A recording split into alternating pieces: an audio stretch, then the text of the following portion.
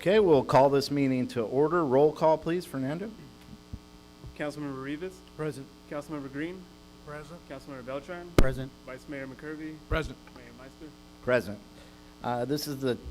We're moving on to oral communication. This is the opportunity to address the city council on any matter scheduled for closed session unless additional time is authorized by council. All commentary shall be limited to 3 minutes. Please come forward at this time if you have comments.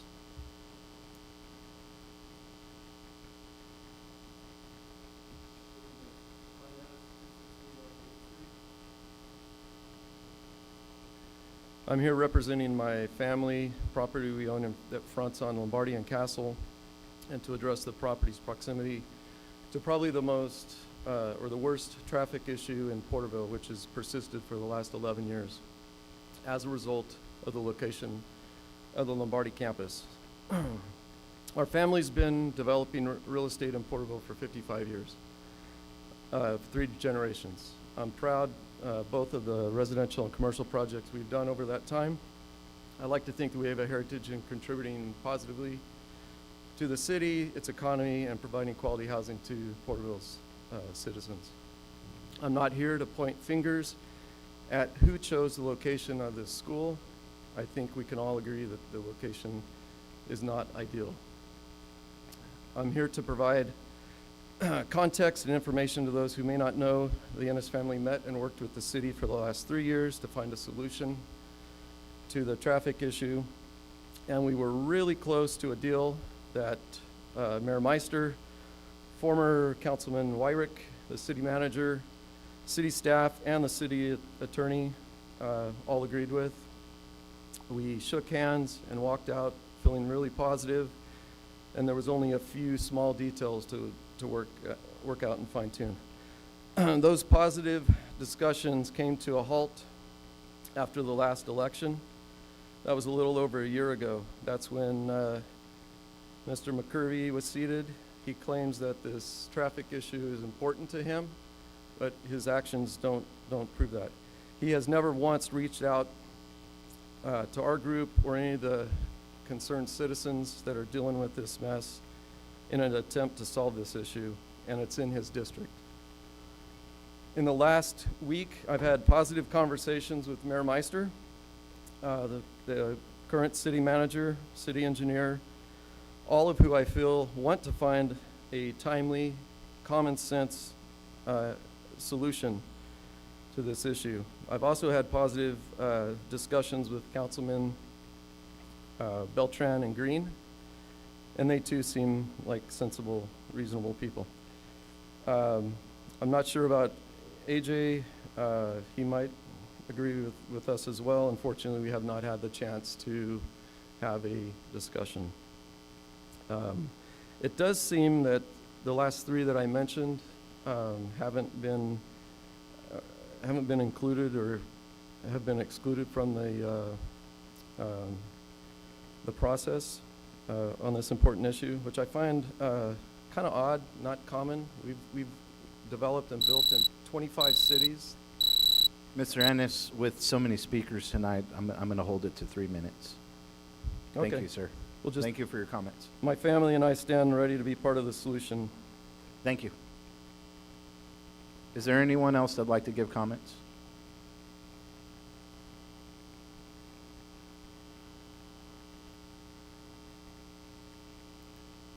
How you doing tonight? Jason Callison, live at 2115 West Castle, one of the properties that the city's looking at, to put Castle back through. I got to thinking today, here in about 2 months, my wife and I have lived at that house for 20 years. And we bought that home really for our kids, quite frankly, because it was behind a gate, 1.25 acres.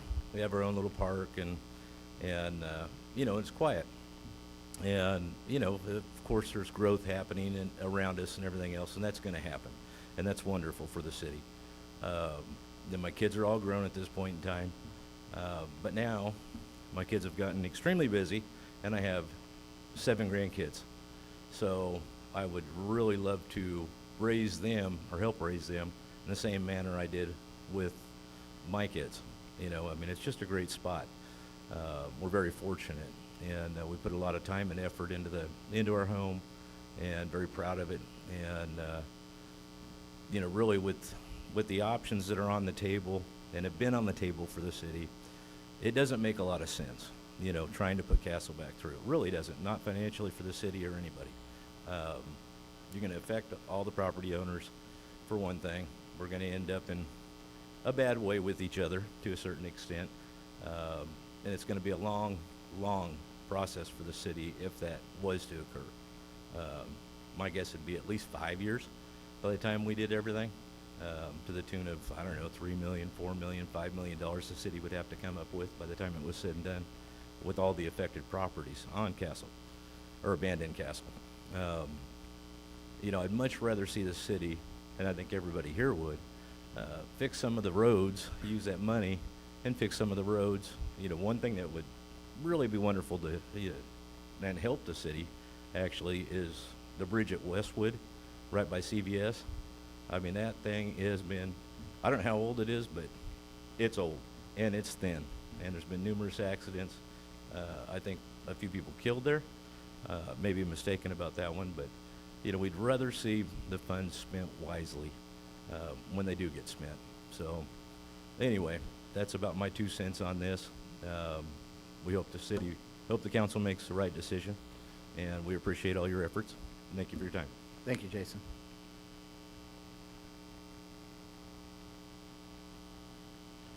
Okay, I'm not seeing anybody else at this time. City Manager, you go over closed session.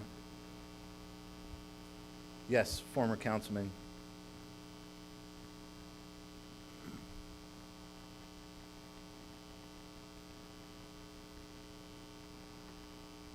Tom Wyrock, my address is on record, and I'm here on behalf of people in District 4, our District 4. I purposefully stayed away for about a year so that the council could get settled in. And I think you've settled in.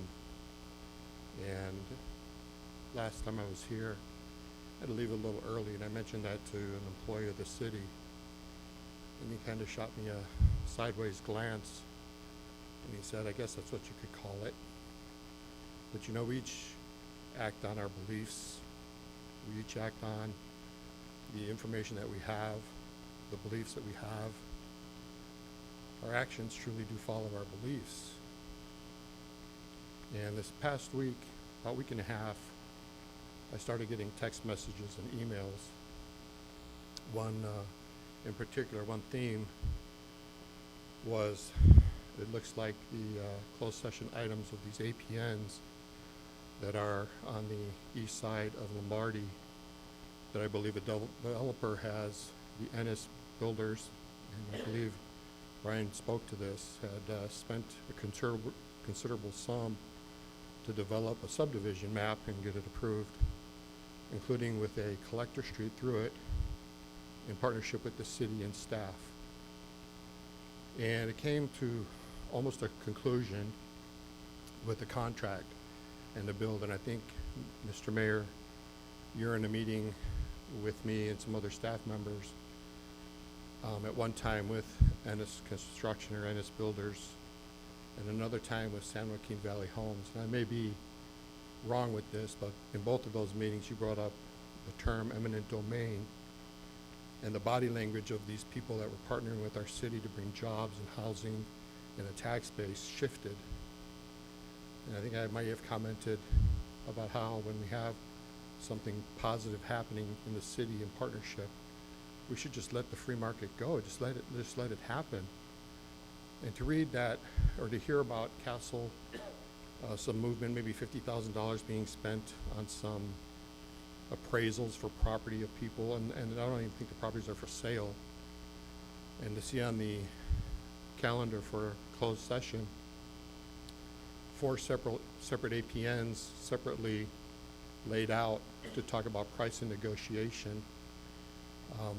I can understand that maybe the city wants to, I don't know what you guys want, but I know that we have had a solution in place, and for whatever reason, it got quashed. And as independent elected officials, I think you should take a look at all of the facts and not just the dogma that's being Thank you, Mr. shared, Wyrock. and make your own decision. Thank you, Mr. Mayor and council.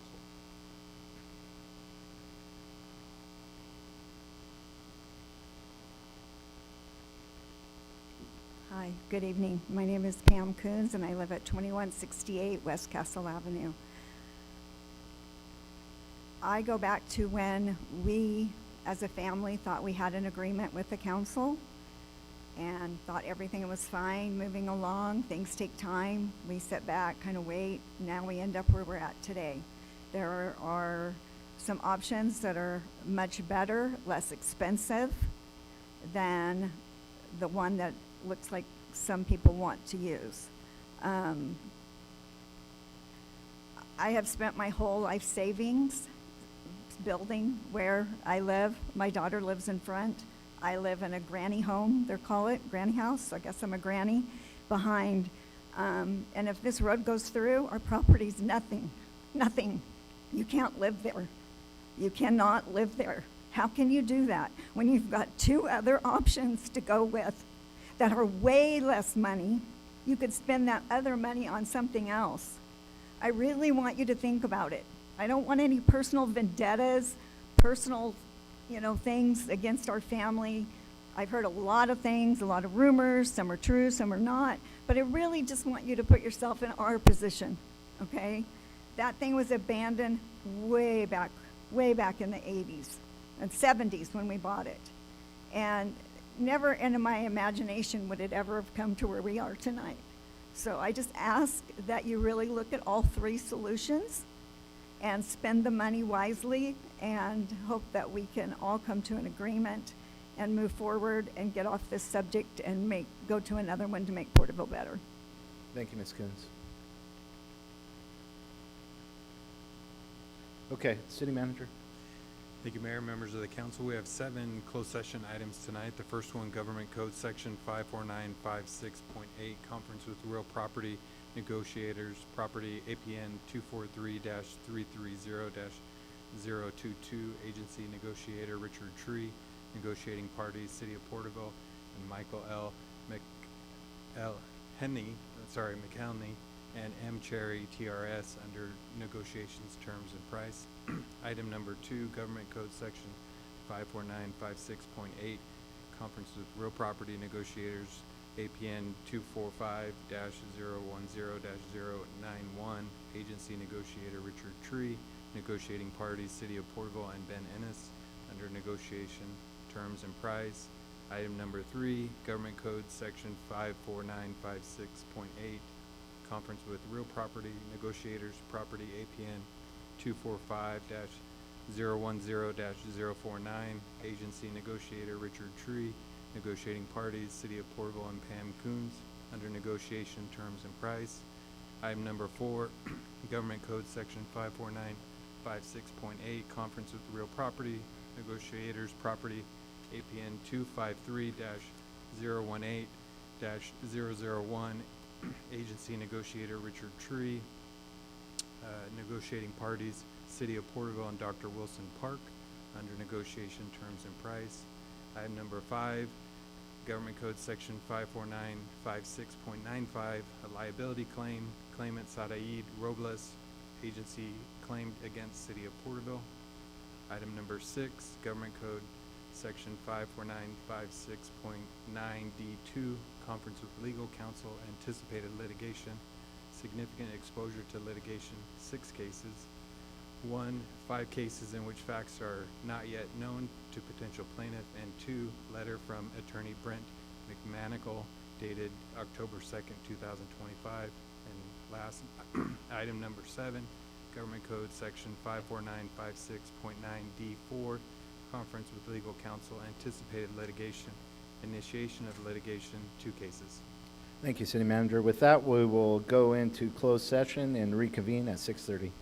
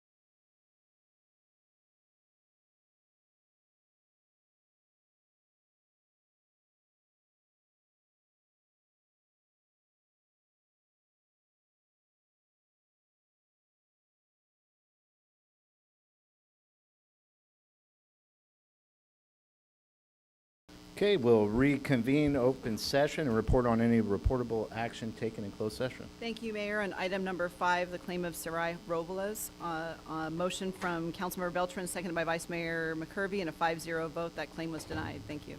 Thank you. Well, before I ask you all to stand for the Pledge of Allegiance, I'd like to present a plaque that we received from the Tobin family, Noah Tobin. That was the parachuter that had the tragic accident at our airport last year. The family reached out to us, and this council went and sat down with that Gold Star family and had lunch, and they presented us a plaque, and I'd like to read it to our community.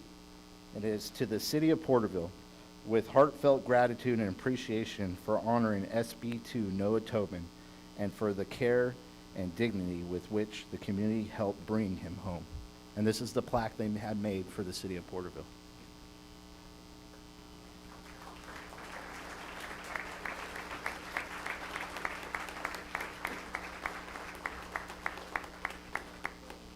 So I just say it's a testament to the patriotism our community breathes every day, and it's really a great honor to represent you all. Okay, with that, I'll ask you all to stand for the Pledge of Allegiance, led by Councilman Rivas, and then please remain standing for invocation.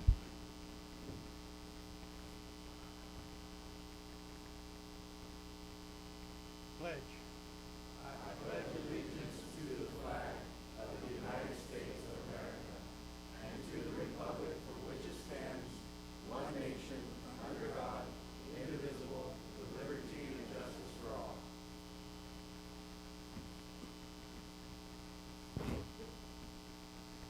Okay, please be seated.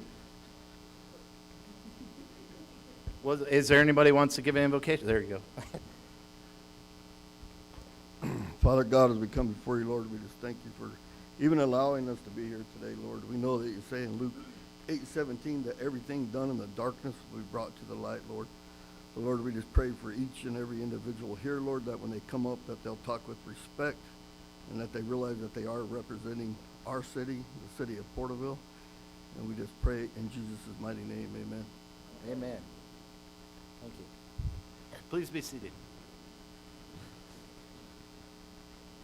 Okay, we have a couple exciting things going on here tonight. One is St. Anne's School, a presentation for them.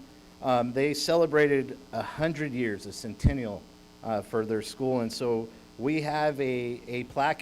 Who's all here from St. Anne's today? All right. Wonderful. So unfortunately, I wasn't able to make your ribbon cutting, but what you guys do for a community, it's fantastic, and you're a great representation of the city of Porterville. So with that, we have a plaque for you, and I'd like to read it. St. Anne's School. The Porterville City Council proudly recognized St. Anne's School for a century of dedication to educating the whole child and nurturing generations of students in an environment that fosters knowledge and character and compassion.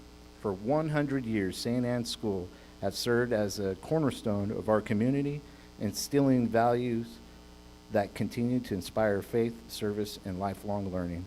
With gratitude and congratulations, Porterville City Council.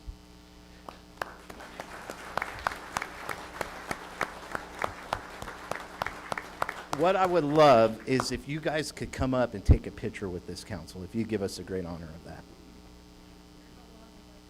Perfect.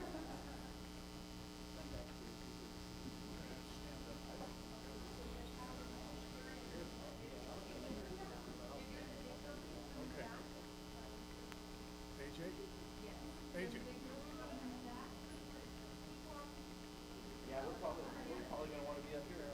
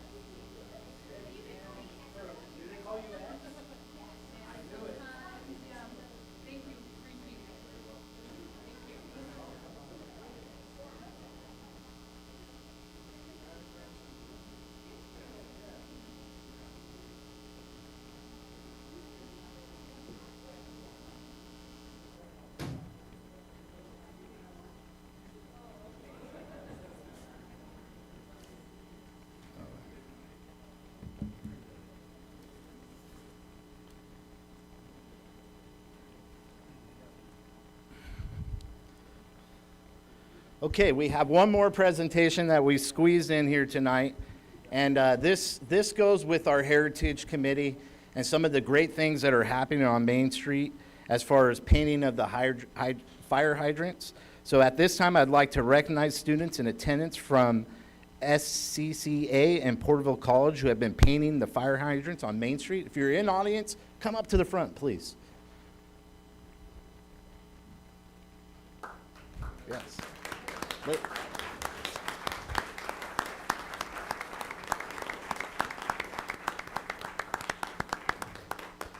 So it really is amazing, and I actually ran into you guys a couple weeks ago on Main, a couple of you painting the fire hydrants. It's really just a great thing in celebration of our heritage here in the city of Porterville, but also celebrating 250 years of American greatness and 100 years of city home rule. And you guys are part of the beautification of our community, so it's a great honor to have you here tonight. I have no plaques or anything for you guys, but would you give us the honor of taking a picture with us?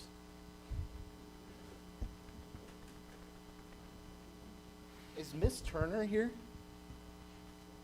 Are you hiding in the back? You got to get up here. Come on. All of you guys, if you're part of it, come and get with us.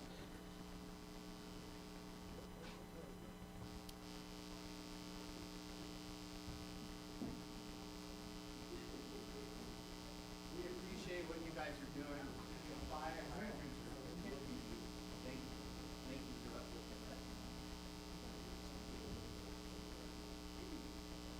Now, we know they're just begun, right? You're going to do more projects, we're going to be doing some murals, we're going to be doing some other things. What do you want to push it? Let's do a fire committee together.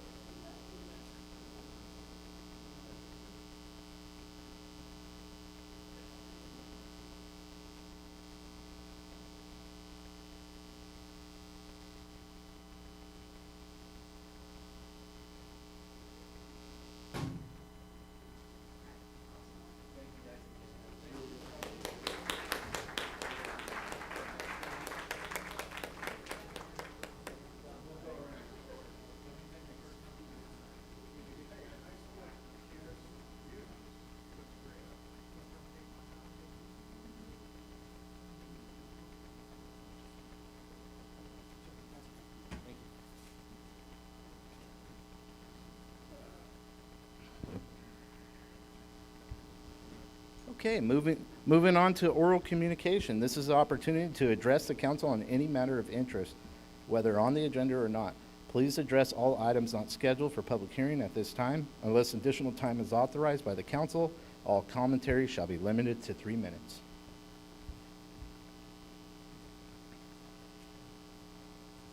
Well, good afternoon, Councilman, Mayor. Darren Garrett, my address is on record. Wanted to come in and, for a minute, I wanted to recognize, there's 3 people in the city that really go above and beyond to help you get things done. In other words, they really help the people that have questions and stuff like that. And one is a guy named Clayton that works for the fire department. The other one is James, the city building official, and another one is Oscar. I think he works in the planning department. I mean, those guys just really go above and beyond to do their duties working for the city. I just wanted to let the council know that they really go the extra mile. Another thing I think that needs to be looked at is I turned in some plans. It's been like 4 months ago. Just a simple 80 by 40 foot metal shop building. Plans got rejected once. They got rejected twice. They got rejected a 3rd time with comments. My answer is why can't all the comments be in the very beginning? Because it costs us time, it costs us money to go back to the architect. Now, I've been working on this simple blue plan for an 80 by 40 foot building for over 4 months. 5, maybe even longer than that. I don't know the exact dates. Then I've been working on this property split, which is 2 lines since I think in April, the first time that we submitted, and we're all the way to this date. And, you know, from what I understand, we're supposed to know something in a couple of days, which would be really helpful. You know, I'd just like to say is that as businessmen, we don't get paid by the government. We don't get paid by the city. We have to make things happen to ensure that our families are fed. We don't get a retirement. I mean, unless we pay into our retirement. We don't get medical benefits by the government. We have to make things happen. But things like that really need to be looked into. People need to be held accountable. I was in business for 38 years, and I was held accountable for each and every project that I did, and had to do it in a timely manner. So those three people, like I said, Clayton, the fire department, Oscar, and I'm super tired. Someone else that's always been really helpful is a lady named Sarah. I remember coming in here for the last 30 years. She's always been really helpful. And then the ladies that work at the front up there are very, very helpful. But some of those things need to be changed to make it a little bit easier on some of the people that want to do business in Porterville. There's a lot of people that have the same thing, but they're afraid to come up here and say something because they feel like their stuff's going to sit on the desk a little bit longer. I'm not afraid to say something. So anyway, that's about it. Thank you, Mr. Garrett.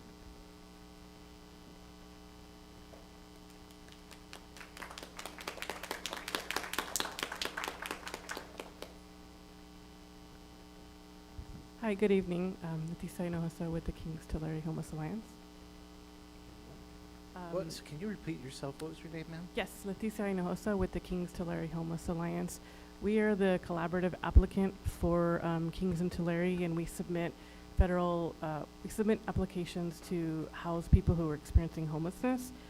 We're currently in an application period, and I'm here to support two projects that are funded in the city of Porterville through the Central California Family Crisis Center. One is Casa de Robles, and the other is Ridge Connections 2. They both house a total of 23 people who used to be homeless.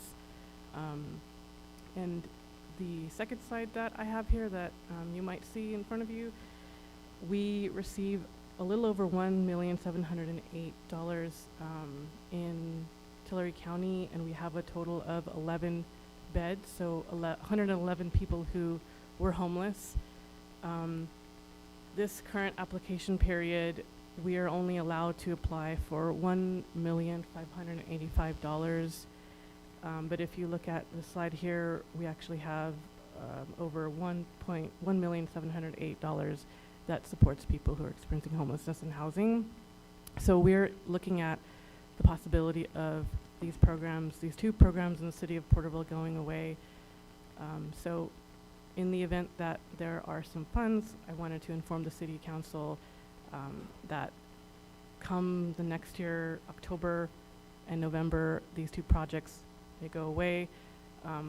These 23 folks may not have funds to support them in housing and supportive services.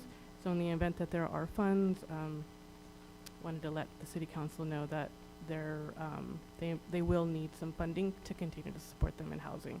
The Alliance will do what we can if we do have funding to support these projects, but as you can see, we're only going to have $1,585,000, and we house over 100 people. So we will see reductions in housing. Thank you. Thank you.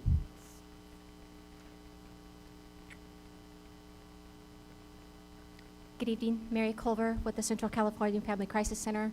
Address is 211 North Main Street, Porterville. Thank you for your time. I represent the Family Crisis Center, and we operate two of the permanent supportive housing programs here in Porterville. Leticia had mentioned the Ridge Connections 2 and Casa de Robles 3. We are funded for 24 individuals. Right now, we have 23 that are housed. One unit is still available to be housed, but there is a temporary hold because we do not know what the federal government is going to do with this funding, as Leticia had just discussed.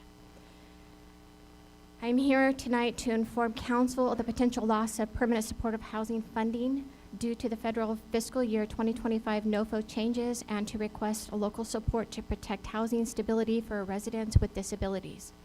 These programs were designed specifically for individuals who cannot maintain stable housing without ongoing case management and support. We provide wraparound housing services, accountability, and housing stability that reduces law enforcement calls, emergency room visits, psychiatric hold, and visible homelessness in our city. Ridge Connections 2 has 12 units with 13 current residents. Casa de Robles 3 has 12 units with 10 current units, or 10 residents, I'm sorry. All current clients meet HUD disabilities eligibility for permanent supportive housing. Without funding, all individuals will be immediately risk of returning to homelessness. One unit is fully ready for Casa de Robles 3 to house a resident, but with following the continuum of care guidance to hold the referral until 2025 funding is confirmed, this means someone in our community right now is awaiting for homelessness placement, but we're not able to put them in our unit until this instruction goes away and we're funded. The new 2025 HUD Continuum of Care NOFO introduces higher expectations for these services, participants, and outcomes, including increased emphasis on employment, income growth, and recovery participation. Scoring priority is programs that demonstrates client independence, 40 hours of customized services, participants specifically for transitional housing. But here's our concern. Our PSH clients, they do not qualify for transitional housing. They are no longer considered homeless, and due to their disability, may not clinically or cognitively able to meet employment or sobriety benchmarks at the level suggested in the new NOFO. We do actively pursue move-up vouchers through the Housing Authority when income allows, but Tulare County has very few of these vouchers. We currently have one client that is in that process, so we hope to get them moved up. So while we support the goals of the increased independence, the most vulnerable residents already housed and stable may be scored unfavorably and for not being able to meet these expectations. Thank you, ma'am. Thank you. I do have some information to follow up. If you just hand it to Fernando, he'll get it to us. Thank you.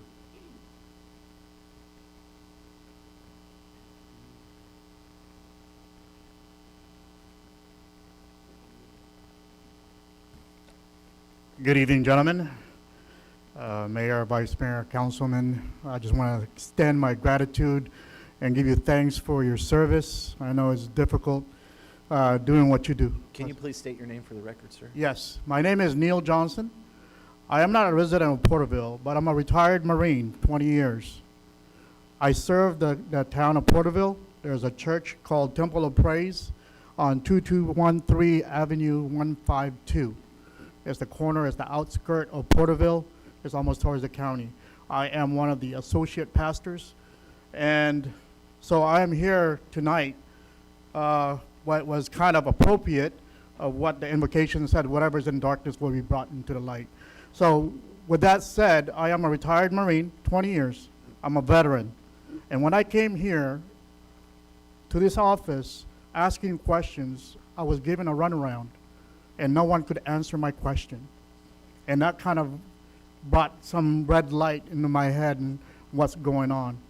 And I know that the Temple of Praise Christian Church is in the process of finishing up the requirements for their occupancy permit. And what's holding it back is this waste and refuge situation, criteria. And when I ask, what is the requirement for this trash, because this is remind you, this is a church, and it doesn't accumulate that much trash for a big commercial industrial trash bin.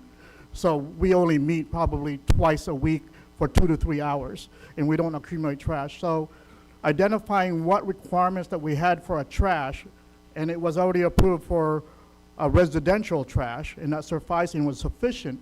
Now it's giving us a requirement to put an enclosure for a residential trash bin.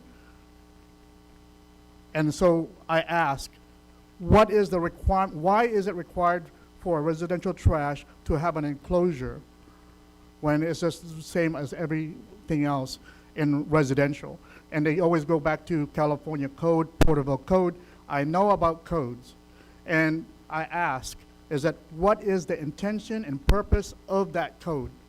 And I know and I read, and I'm not the smartest person in this room, but it says to beautify the city and for safety and all these things. But when you look at where the location of this church is at, it doesn't meet these things. So I asked to analyze these decisions of the city council or the city staff of the requirement of these things so that we could have closure on getting our occupational permit. And like I said, I know about code. In the Marine Corps, I have a code. It's called honor, courage, and commitment. And I hope that I have the honor to stand up to these what is right for us. Thank you, Mr. Johnson. Thank you.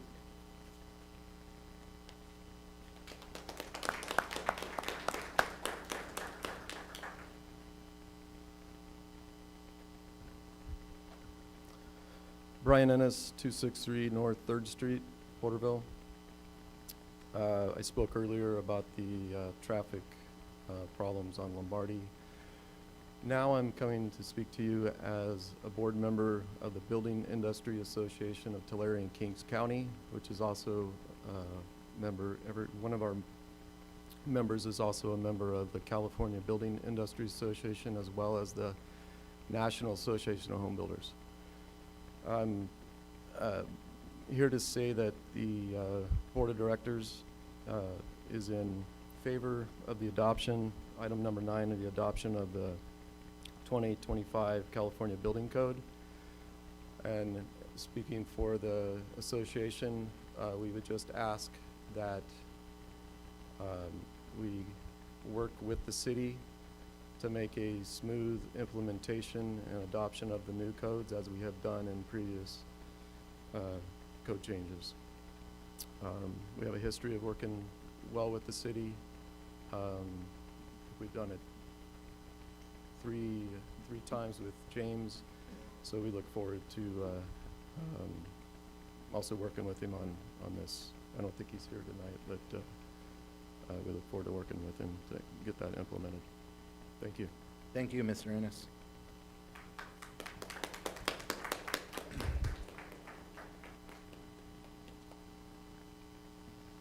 Hello, good evening. My name is Jennifer Canella, and I am at 31942 Oak Hill Lane in Springville. But I am a proud teacher for Burton School District, and I was also a proud teacher at Lombardi as well as a parent. And you guys might have seen a petition of the parents of Pathways for the same situation that was just spoke about. I am the creator of that petition because I feel strongly about making sure that the right thing is done. I wanted to make sure that the people of Porterville who it affected, teachers, students, parents, bus drivers, had the right of way. And there were two options. And the two options, one would destroy someone's house. It would destroy the neighborhood. It would destroy a little kid playing in the front yard. Where the second one that was offered would not destroy anything. So why would one choice be better than the other? Because it's a livelihood of families. Both options were given, and we know which one is beneficial. We did get signatures from Lombardi parents. We did get signatures from Lombardi teachers. We got signatures from people around Porterville. If you did see it, I'm not going to go over logistics of what was, said, but there are comments that I would like for you to hear. One said, mind you, these are the words of these people. One council person should not have that much power, disrupt families and the property of their personal preference. Educated staff in bargaining have an ideal solution that works for everyone in the community. So let's make sure that we don't destroy people's livelihood. Another one said, it seems to me that some of the members of the council are out of control. Perhaps it's time for new leadership. When council members engage in revenge politics, in self-promotion, instead of doing the right thing for the city, and in this case, little kids and citizens always lose. So please, do not take any personal issues on this. Do what's right. Do what's going to be the less disruptive for the community. Thank you. Thank you, Jennifer.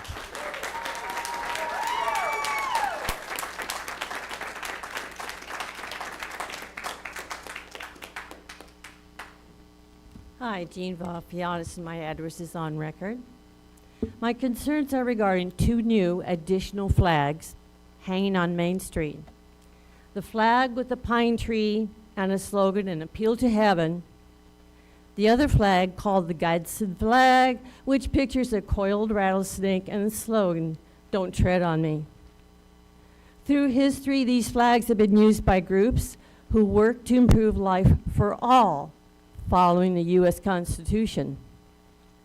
Other times, they are used by those who have a narrow point of view that only benefits themselves, such as racists, bigots, white Christian nationalists, etc. Questions: who paid for those flags? How much did they cost? Who gave their approval? Who are the flags really representing at this time?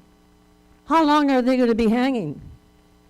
In our current political time, the contemporary meaning of those flags connects to those who feel their way is the only way, depriving many of their constitutional rights. Thank you. Thank you, Jane.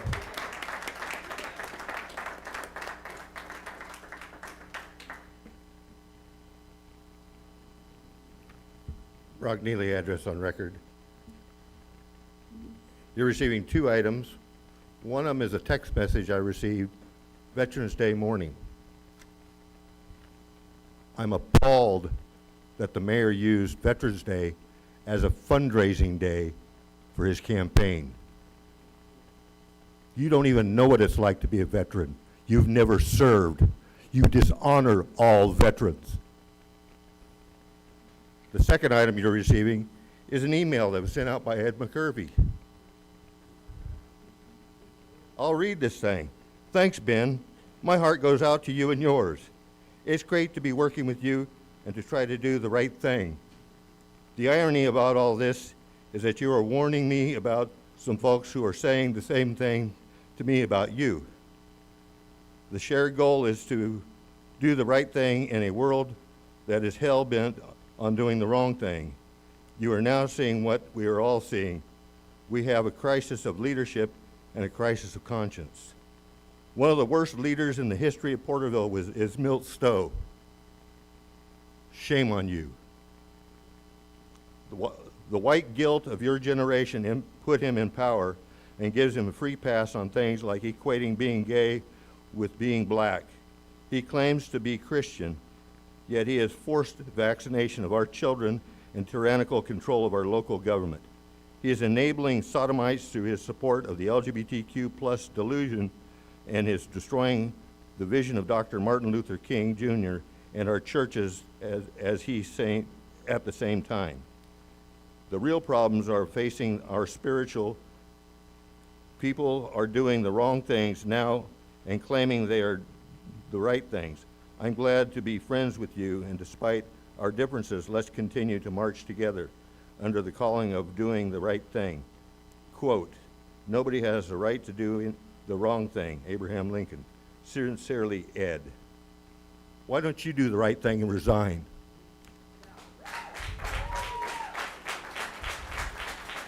You're a disgrace to Christianity. You're a so-called Christian. You're a white Christian nationalist. Thank you, Mr. Neely.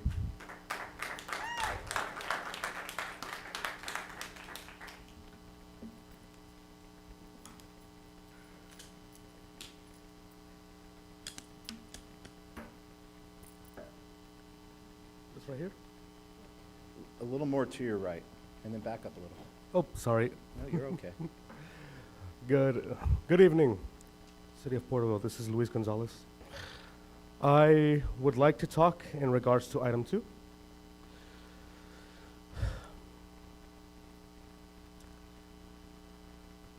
I would like you guys to know what this is. This is a white cane. Represents only one of many disabilities in needs for financial support here in Porterville. Sorry, am I right close to the microphone? Right here? There you are. Okay. This is one of many reasons as to why item 2 is important. The city should understand and the people of Porterville should understand that people with disabilities, especially those who are elderly, those who are veterans, those who are in need of housing, those who are of low income, they should feel like they matter in this city. People should understand that the actions done today will mean a lot to not only those who you support, but also those who don't have a voice. I remember feeling that way when I was homeless 2 years ago. I remember feeling like I could not represent myself. I remember feeling at mercy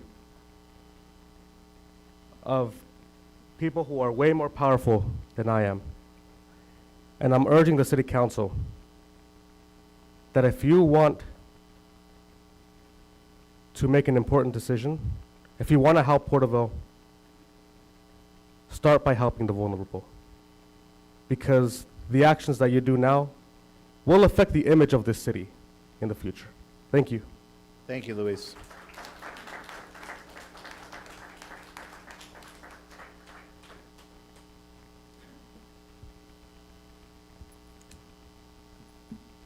My name is John Coffey, and my contact information is on record.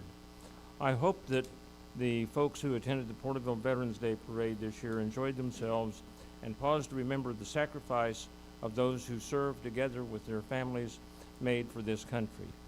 I am proud of the fact that when my country called, I answered and served in the U.S. Army for 3 years of active duty, including 1 year in Vietnam.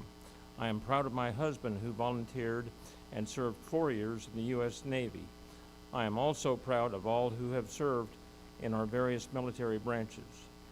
Now imagine my disgust when a politician on our city council turned a so-called salute to veterans, and notice so-called salute to veterans, into a campaign fundraiser. I don't know why I was surprised, though it is typical of his kind. It's all about me and nuts to others. Even though I don't expect he has the courage to come clean and apologize to veterans in general, I have to have hope. I also hope you'll have the integrity to resign, but fat chance. To all of the men and women who have had the courage to serve our country, thank you for my freedom. Thank you, Mr. Coffey.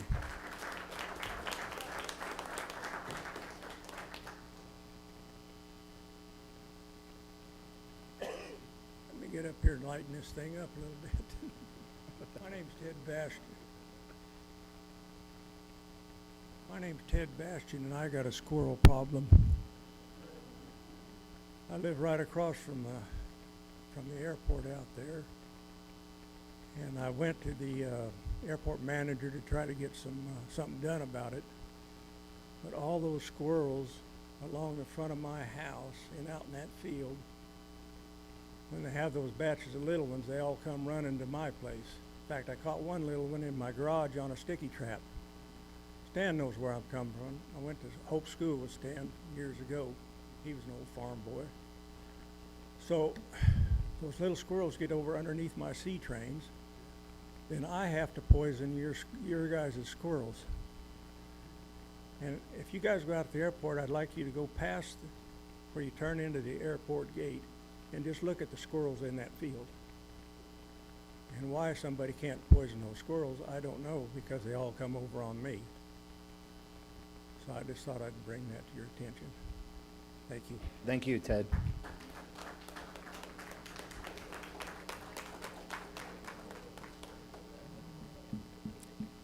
My name is Pamela Thompson, address 1350 Linda Vista. I'm speaking today as a concerned citizen, as a retired human resource manager with 25 years of experience with a large corporation. I want to address the situation involving our police chief, Jake Costello, who, as reported by multiple sources, is currently on paid medical leave. Regardless of anyone's personal opinions, the public expects this council to uphold fairness, due process, and respect for every employee, especially those who have faithfully served this city for many decades. I am concerned by many reports and actions that appear to target the chief while he is on protected leave. If any employee of this city feels they are being retaliated against for taking protective leave, whether through public comments, pressure, investigations without bias, or behavior intended to discredit them, that is only inappropriate. It may violate state and federal laws protecting all city employees. Tonight, I'm asking the council for three things. Transparency. The committee deserves clarity about the process, the community deserves clarity about the process used for an interim police chief, how or if that process was even followed, and assurance that hiring process of a public safety employee was followed. Fairness. Any city employee on a protected leave deserves to recover without fear of retaliation, intimidation, or harassment. This is a basic standard of ethical government. Accountability. If any council member or city council official has acted in a way that undermines these protections, I urge this body to take corrective steps and ensure it does not continue. This is not about taking sides. This is about trust, and in this code, eroding trust. Retaliation, real or perceived, damages morale for all city departments, exposes the city to legal liability, and erodes public confidence in this council. I respectfully request that this council ensure all employment actions follow proper procedures, protect all employee rights, and reflect the integrity we expect that all our elected leaders and our city manager. Thank you. Thank you, Pamela.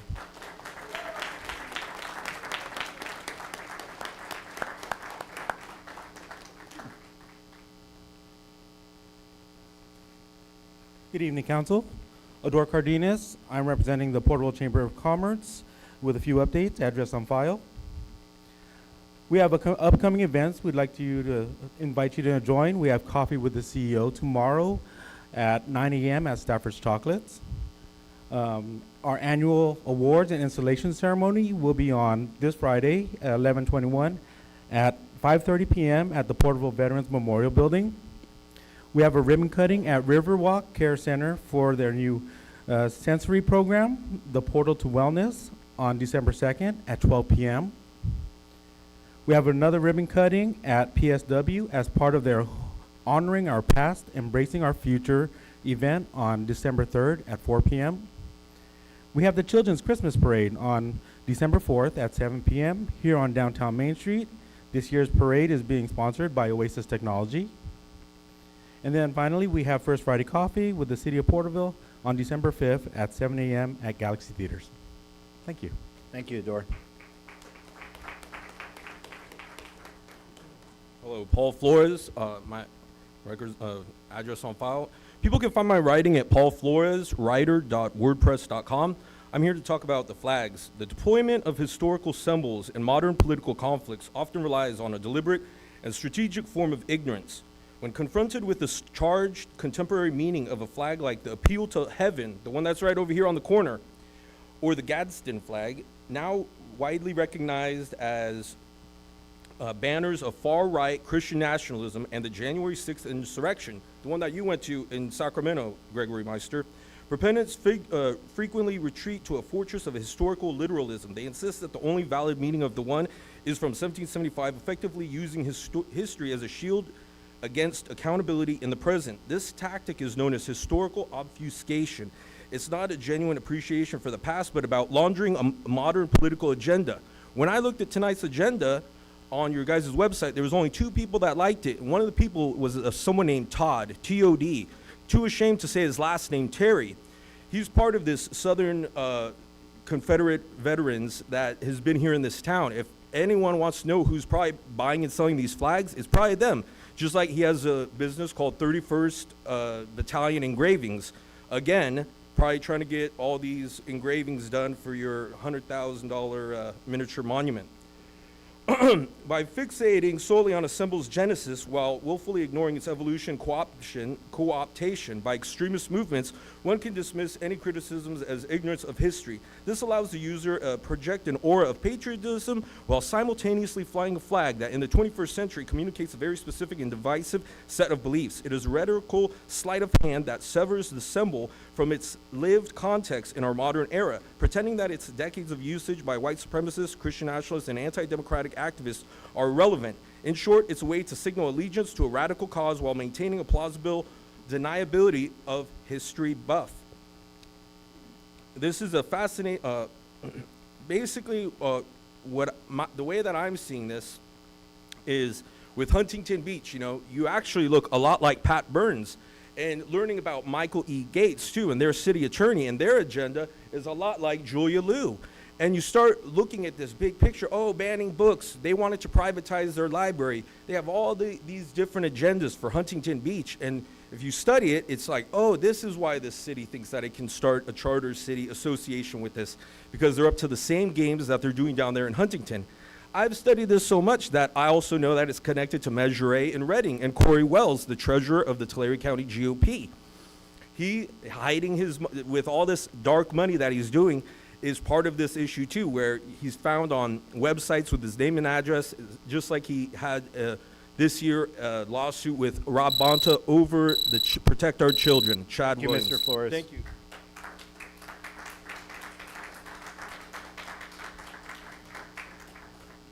Okay, I'm not seeing anyone else at this time. We'll move on to reports.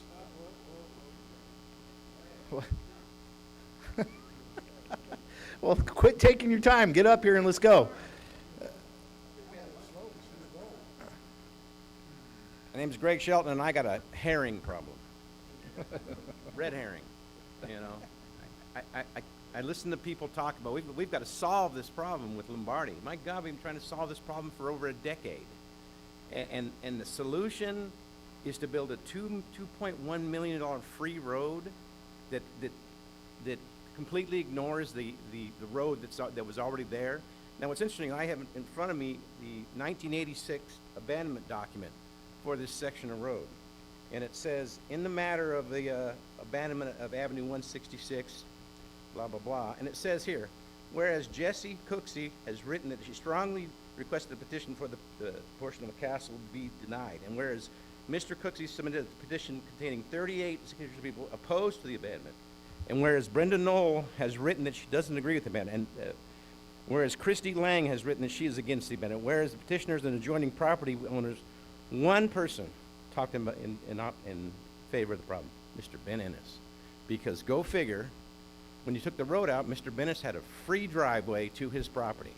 Now, fast forward 15 years later, well, 45 years later, and now, instead of saying, well, gee, let's just put the road, spot the children and everything, no, build me a $2.1 million road for free, and then I'll let you go around my house. No, man, that's not that's a shakedown. You know what I mean? The road needs to go what makes the most sense, and any of this other stuff is just obfuscation, Mr. Josette, or a red herring. Thank you. Thank you, Mr. Shelton.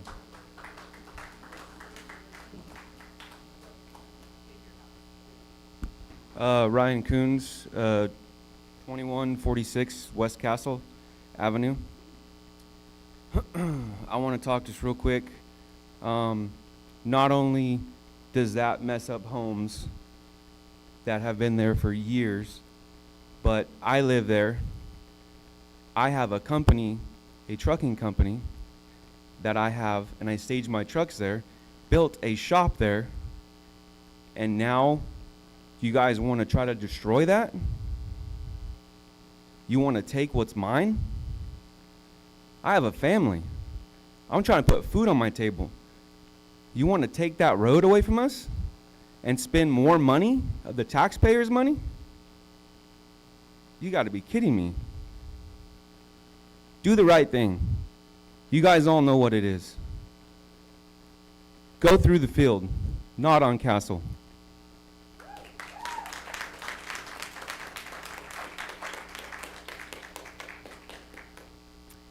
Jennifer Stills, address is 2166 West Castle. I also am part of what can possibly be taken if that's the option you guys choose to do. And just like Ponytail Guy mentioned as well, yes, you are taking a road that a family built a community in there. My son plays with water balloons in the front yard, but ultimately my house is the worst that to come. I actually would not have a house. And I know I would have spoke before if I would have known that you guys were going to go back and talk about this, but ultimately that is more expensive route, and there is vendettas that are involved with the decision making, but ultimately you guys have to think about a lot of things that you guys may not understand or know. But I lost my dad in 2019, and that home is where his ashes are. If I lose that, that is something that you guys cannot give back to me. Nobody can. I can't go and pick those pieces up of that. And that is ultimately why I'm here today, to try to ask that you choose another option. Thank you. Thank you, ma'am.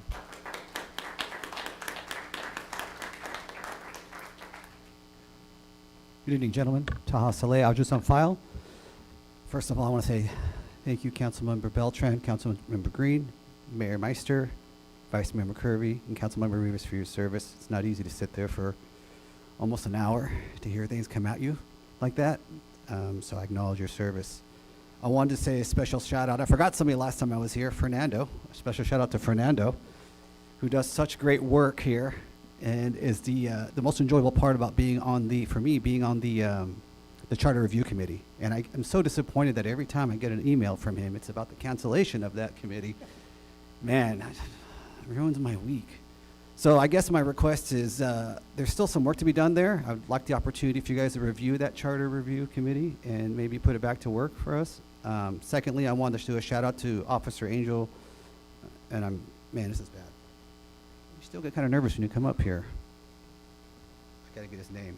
Officer Flores, Angel Flores with the Porterville Police Department. We had a real tragedy a couple days ago, Monday night, and I got a call at 3:30 in the morning. Not the best time for a business person to get a call. It's always never good news. And he made that call the most kindest, gentlest call ever. And the thing about Mr. Flores is he's a local boy. He was born and raised here. I know him.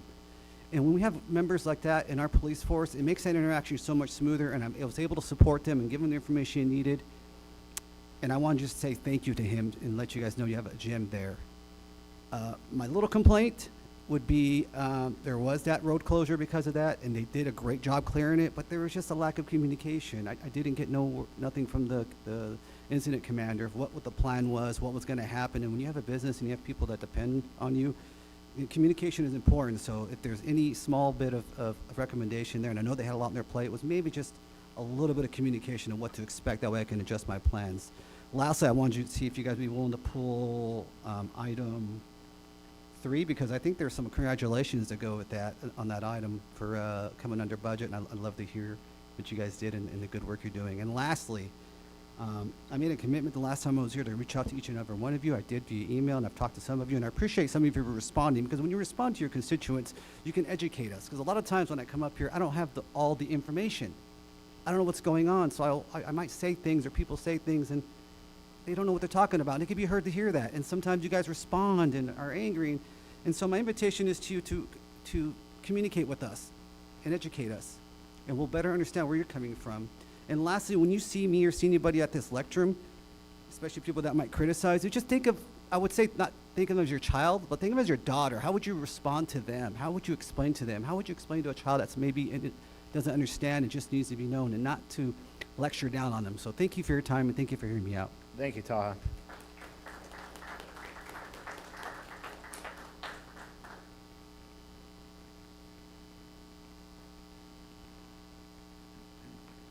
Good evening. My name is Crystal Bartow. I want to thank you for allowing me a moment to speak. I know you all carry a responsibility of leading the city, and I respect the weight that your decisions have.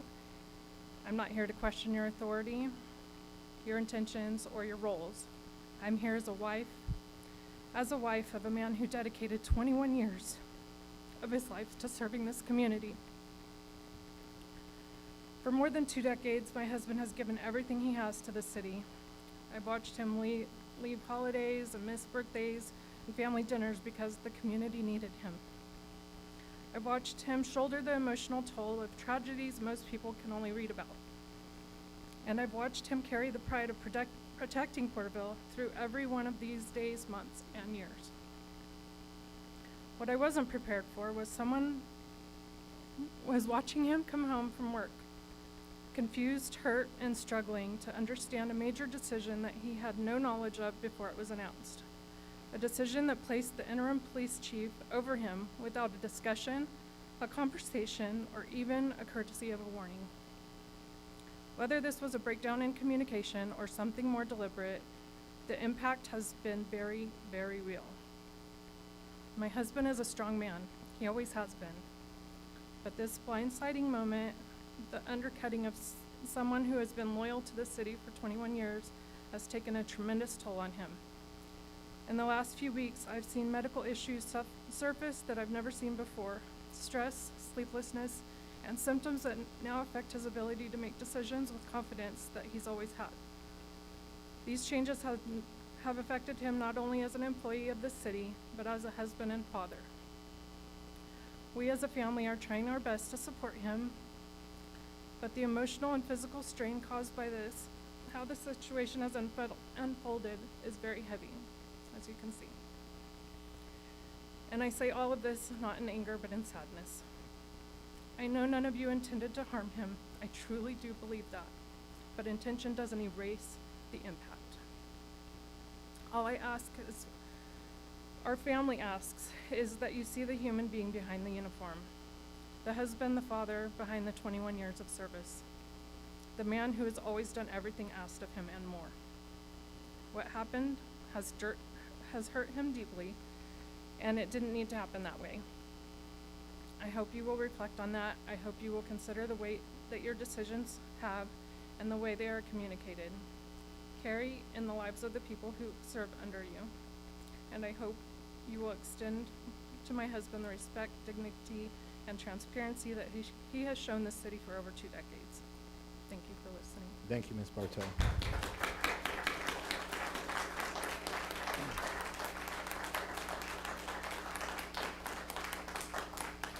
Okay, with that, we're going to move on to reports. City Commission and committee meetings. Is there anyone for Animal Control Commission? I'm not seeing anyone. Is there anyone from Youth Commission? Met November 12th. All right.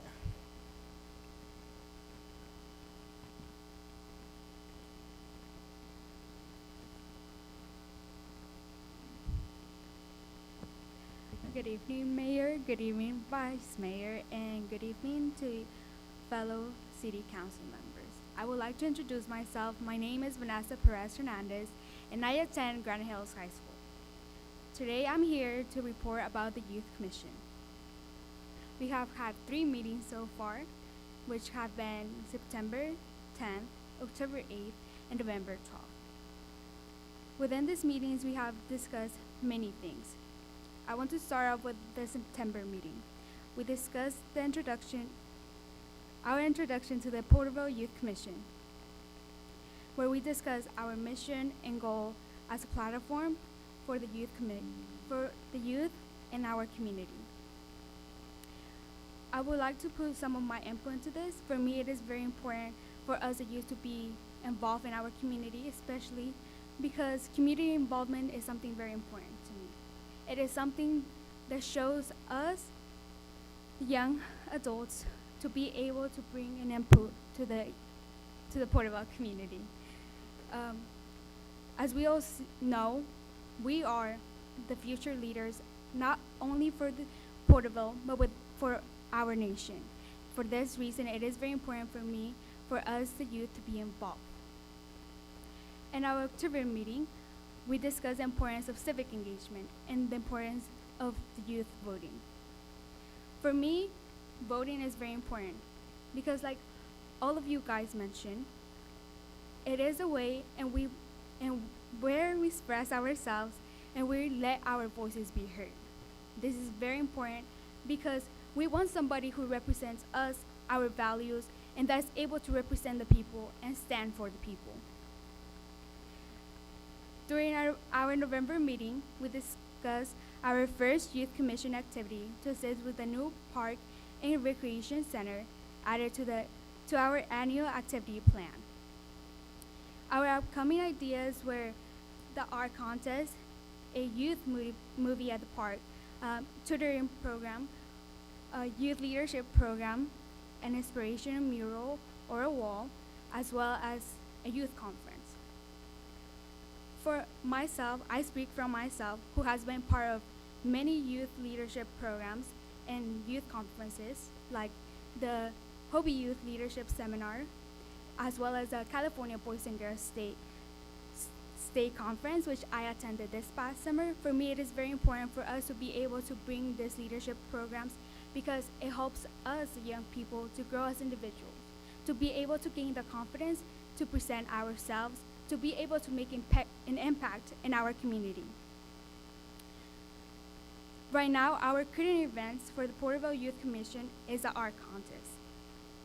Our plan for this is that high schools and the city of Porterville will participate in the art contest, in which winners from different schools will have their part project display in the new Parks and Recreation Center, Overland Parks and Recreation Center. Each youth commissioner will gather information as to how the details of the contest will proceed, and present the criteria of the contest to their high school. So what we have been discussing is for this to be done by creating posters to be able to put in our schools and be able to talk to our principals and bring this idea to them for them to be able to present that information to other students. The contest will provide a platform for all of the youth in our community for the opportunity to self-express through art and share their creativity to others. Our creativity from young people is a great way to introduce the new Parks and Recreation Center to the community. It is very important for us, this art contest will allow the youth to be able to use their self-expression, because self-expression is very important. We want to be able to have somebody who's able to express their ideas and thoughts freely. Thank you. Great job, Vanessa. Thank you.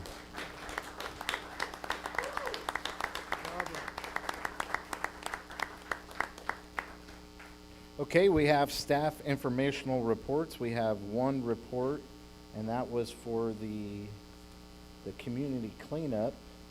Does council have any questions for staff?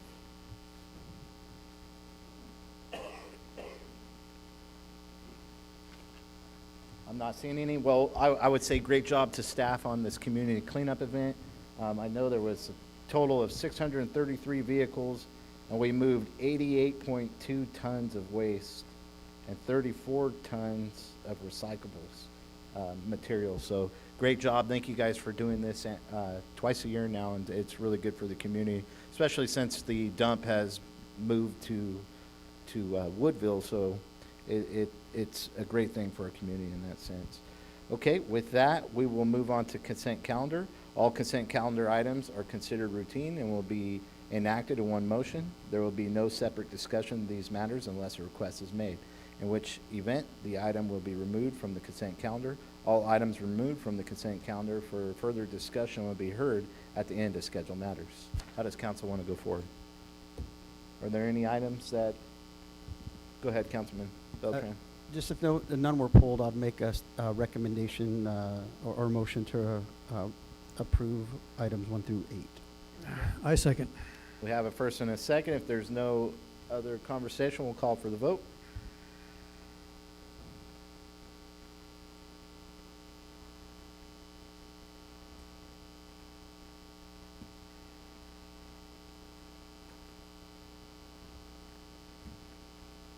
Are you waiting on us, Fernando, or? Yes, Your Honor. It looks like I'm waiting on you, Councilmember Beltran, Councilmember Green.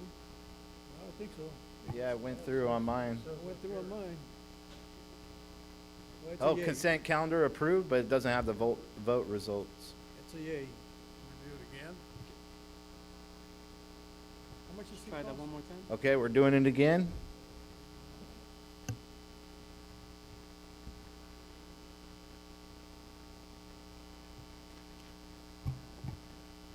Fernando, you want to do roll call? Same individuals. Yeah, we can go ahead and just do a roll call vote. Councilmember Rivas, Yay. Councilmember Green, Aye. Councilmember Beltran, Aye. Vice Mayor McCurvey, Aye. Mayor Meister. Aye, passes 5-0. Okay, moving on to our first public hearing, agenda item 9, city manager. Thank you, Mayor and members of the council. The first public hearing for tonight is the adoption of the 2025 California Building Codes, and I've asked Director Sanchez to give the staff report. Thank you, Mr. Tree. Mayor and members of council, this item is for the adoption of the 2025 California Building Codes. The building codes used by jurisdictions in California are updated periodically to integrate new technologies, construction methods, safety standards, and lessons learned from natural disasters. These updates ensure that the adopted codes reflect current best practices for public safety, energy efficiency, structural resiliency, and environmental performance. The last adopted building code standards were updated in 2022. The 2025 codes include several significant updates, including enhanced energy efficiency standards, stricter life safety requirements, expanded wildfire and WUI provisions, and strengthened structural and seismic resilience requirements. A summary of the most notable changes is included as an attachment for reference. As part of the building code adoption, local jurisdictions may adopt modifications to state-mandated codes if all of the following conditions are met. The modification is more restrictive than the state requirement. The modification is justified by climatic, geologic, or topographic conditions. And the modification and the associated findings are submitted to the California Building Standards Codes Commission for review. At the direction of City Council earlier this year, staff reviewed both the 2022 and 2025 codes related to the use of cargo containers as temporary and or permanent storage structures and for construction use. The findings of this review are summarized below, which a section that was created in 2022 spoke specifically to these intermodal shipping containers, which is section 3115 now, but 3114 in the new 2025 code. And related to that, there is a square footage that if it is 120 square feet or less, it could be exempt from permits. Temporary use is 180 days or less. Temporary use must still fully comply with applicable requirements. And again, that section 3114 establishes the requirements for the use and installation of cargo containers. Let's see. So there is a process to adopt local amendments. As a standard here at the city for years, we haven't adopted and created any more standards than what the code already offers. What we do adopt in addition to just the building code or the appendices tied to it, because it does help give us some good details and simplify some processes for us. You know, one specific one, as an example, is Appendix J, which is grading, that would allow us to, or that allows us to submit a grading permit. Without that, we'd have to do a full-blown grading permit. I'm sorry, a full-blown building permit, and not allow that step to take place. And so again, as part of the adoption process, draft ordinance have been prepared for City Council consideration. Each ordinance corresponds to each of the applicable 2025 California Building Standards codes. These draft ordinances are included as attachments to the report and do not include substantive local amendments beyond those required to implement the state codes. Adoption of the 2025 California Building Standards codes ensures that the City of Porterville remains consistent with statewide regulatory requirements, maintains eligibility for state and federal funding tied to code compliance, and continues to support a safe, resilient, and efficient built environment. That concludes the staff report. Thank you, Director Sanchez. And at this time, 7:44, we'll open the public hearing. And I'd just like to state for the record, Mr. Ennis or Brian Ennis already made a comment on this in oral communication. I think that we should apply that comment to this public hearing. Is there anyone else that has input? Okay, I'm not seeing anyone at this time. We'll close the public hearing, bring it back to the council at 7:44. Councilman Beltran, do you have any comments? Yeah, going back to Mr. Ennis's comments, I'm curious, as it mandates these codes go into effect January 1st, 2026, I was curious to his comment about if there is some type of grace period or something when there's something that's like maybe more restrictive, then the city can have either like we can adjust what the state recommendations are. I see that we're basically, for the most part, we're following all the state recommendations. There's nothing that the city specifically pulled that's going to be different. I don't know if he wanted to speak to a little bit of what he means as far as like we work with the builders or developers or even homeowners who are out there that may have started a project that then now this new code may affect. Is it something that, what you're speaking to, Mr. Ennis? Yes, it's common in the Central Valley with all the surrounding cities, up and down the valley from Fresno to Bakersfield and everywhere in between. The code comes into effect on day one, but there's a grace period for builders to get their plans submitted for plan check, and there's always a backlog of plan check at the city because of everybody trying to get the plans in for before the code changes. And so to alleviate that backlog and to help, make the system work a little smoother, we've always had kind of a grace period to work with the city. So it's common, Visalia, Tulare, and all around. So that's what we've done.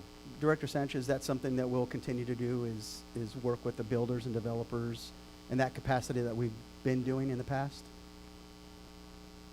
Right, we work with them to, make sure that we can get them under the existing code. Okay. Thank you. Yeah, we want to be developer friendly, but we understand there at the end there is a gap or a time frame that we do have to implement the new codes, and so there's a short grace period, but staff will work diligently to make sure we work with them. Thank you, Mr. Sanchez. Okay, Councilman Green, you have any comments? Okay, Councilman Rivas. Yeah. What are we talking about? Are we talking about cargo structures, storages, or permanent storages? Can you give me two definitions of what a cargo container is and a storage container is? Well, this chapter, the new chapter, is specific to intermodal shipping container. So it does not refer to permanent storage containers?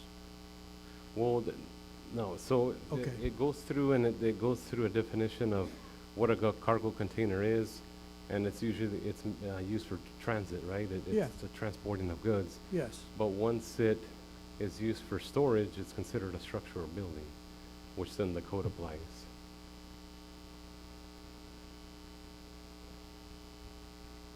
That's where you lost me.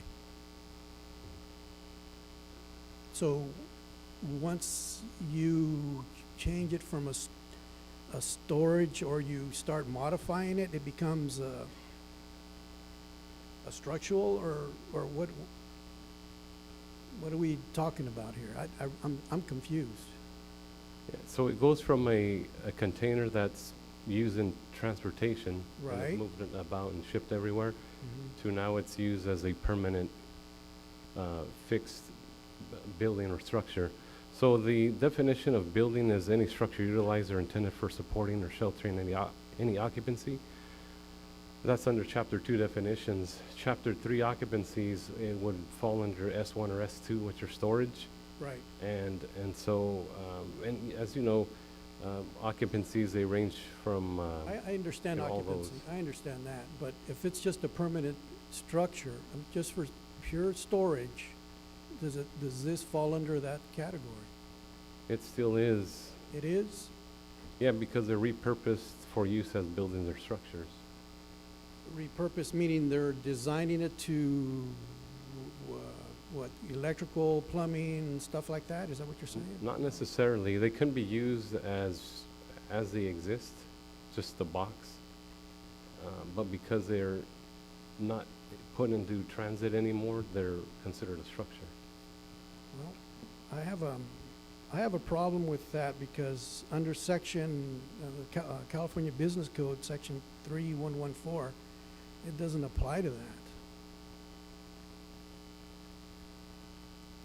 That section was new one. established specific for these containers. Right, but it's be- only storage containers, shipping containers, et cetera, and a part of a building, but it's not intended for solely temporary use. But, intermodal shipping containers used as building and structures, such as shipping containers converted into office, I get it. Containing under the tiny home, ADU, I get it. Containers part of a commercial building, I get it. Perimeter structure, I get it. But it just does not apply to only storage. So I don't understand how you can, it's being, saying it is when the paper says it isn't. No, well, storage is an occupancy, and so by definition, it's subject to the building code because it's one of the various number I of understand that. occupancies. So how does it apply if it's telling me it doesn't? I'm not sure. I'm not reading that same section. Well, I'm reading it right here. You said it's section 3114. Mhm. Maybe we should table this and take it somewhere and talk about it and mitigate it more. Because I'm having some issues with it. Because, and plus, I have a letter here where we can submit it to the California Building Standards Commission to extend the 120 square feet to 210 square feet. That we proposed 5 months ago that I think you were told to do, but you haven't. But I have it right here for you. Well, have you sent that, has the letter been sent out yet? It has not. Okay. Can I recommend something? I Sure. think that given the timing of this, I think my recommendation would be that we go ahead and pass the building codes, and then we can bring forward to the California Building Standards Commission a separate amendment specifically on the C-train issues. And that way, we've got our valid building codes in place to go into effect at the beginning of the year. But then we can address this issue with the California Building Standards Commission specifically. Just an idea. Thank you. One thing to point out, Thank you, whether or Julia. not we adopt these by ordinance, they still do become effective January 1st because they are state law. Yeah, I understand. So it just prohibits, it would just not allow us to adopt any of the appendices or any local amendments if we desired. Hey, Fernando, can you give this to the city manager, please? And maybe Mr. Javier can read it out loud or something.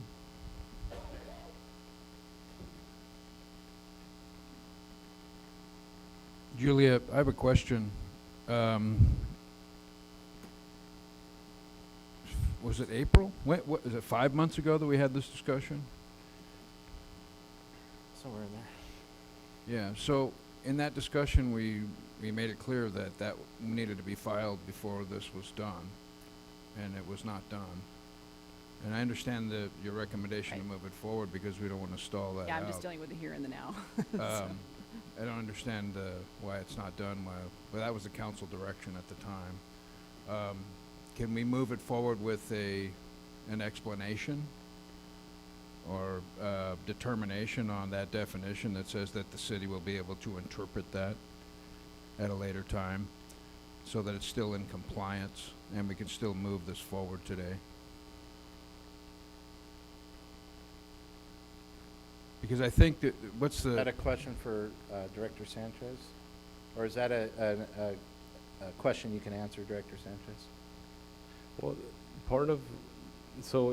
the direction was acknowledged, but, and options were thrown out of what we think could be entertained. But as we started getting into the code and reading through it and looking at other agencies and what's been done, it's been more involved than what was originally thought. So it ultimately comes down to, as was stated in the staff report, we can create more restrictive local amendments, but they can't lessen the minimum requirements of the state. That's correct. That's the same discussion we had before. I mean, that's why we asked for the addendum and the letter. So we can proceed. But it failed. Let me step in and help. Here's my question here. Can we do that though without doing the entire code? How does that work, Javier? The process for that? You can submit a local amendment at a given time. So, just listening to the talk, what we need to do is prioritize the letter and going forward with trying to get this amendment for the city of Porterville to be able to use C-trains as storage containers. But it's still state law. So Still state law, but we have to adopt it, but what we need to do is press once again that we'd like a letter to go forward requesting larger than 120 square feet for storage. Is that? That's correct. That's all we were asking, and you're within we are within our legalities to do that, because we are our own city charter. So you have that legal right to do that. But there's specifications that you can do that, and just by it being stored, we can extend it from 120 to 210. And that's the letter that I requested back in April, and you acknowledged it, but you failed. As long as the state approves that, then it'll. The letter has to go. That's why we asked. No, I know that, but. It's not 3114 though. I think it's 3115. But you. It changed to 3114. Gotcha. Okay. Okay, so. Thank you, Mr. Sanchez. Okay, we have some direction, right? Councilman Beltran, I think you were trying to make a comment. Do you still have a comment? No?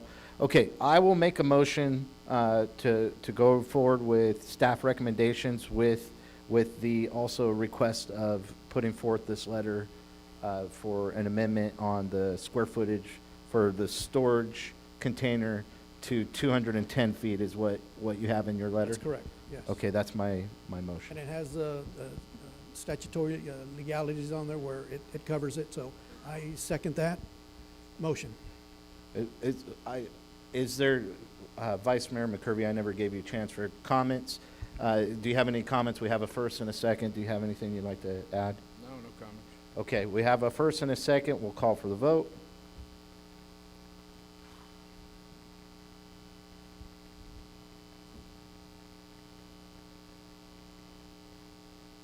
There we go. Passes 4-1.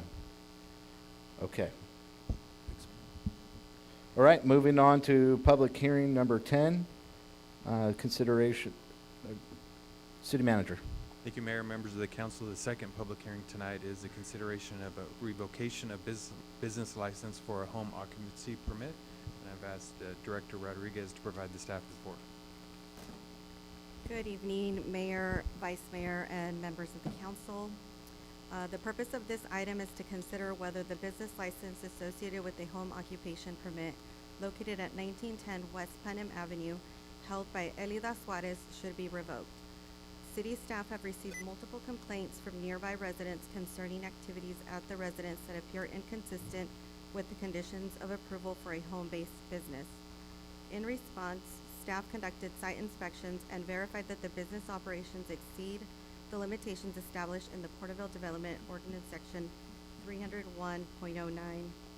Home occupations which restricts activities that create noise, traffic, customer visits, or other impacts that are not compatible with a residential neighborhood. The property owner was contacted several times and was given multiple opportunities to correct the violations. Written notices were issued on several occasions, and staff also provided verbal instruction regarding the steps required to bring the business into compliance. Despite these efforts, the business continues to operate in violation of city regulations. A detailed timeline of inspections, communications, and enforcement actions is included as an attachment to this report, along with copies of each written notice issued to the property owner. These materials form part of the administrative record for City Council consideration. In accordance with Section 1512 of the Porterville Municipal Code, the City Council has the authority to revoke a business license when a business fails to comply with applicable regulations or is operated in a manner inconsistent with the public health, safety, or welfare. Staff recommends that the City Council consider the information contained in this report, the timeline of the actions taken by the city, the notices provided to the property owner, the applicable ordinance governing home occupations, and any testimony provided at the public hearing, and then determine whether continued operation of this home occupation is consistent with city standards and the public welfare. The recommendation is that the city council hold a public hearing to consider whether the business license associated with the home occupation permit for 1910 West Putnam Avenue should be revoked, and based on the evidence presented during the public hearing, take action to revoke the business license for the home occupation permit if the city council finds that the continued violations have occurred and compliance has not been achieved. That concludes our staff report. Okay, thank you. Bringing it back to the council, or actually what I'll do is open the public hearing at 7:59. If you have any comments, please come forward at this time and give them.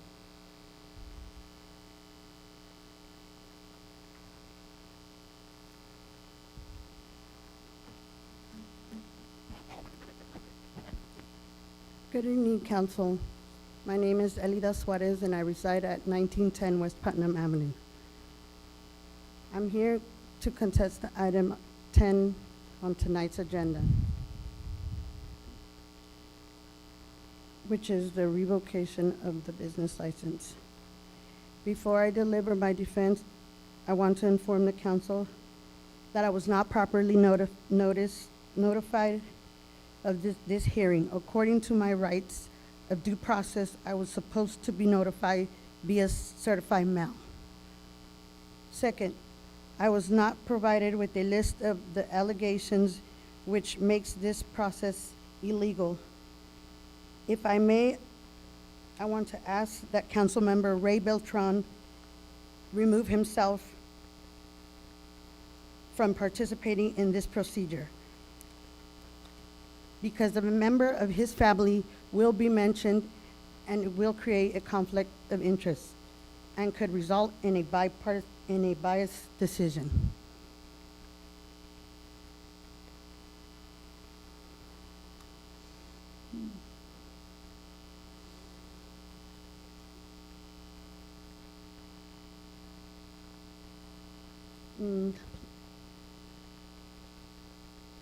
Further, I ask that the city attorney to also remove herself.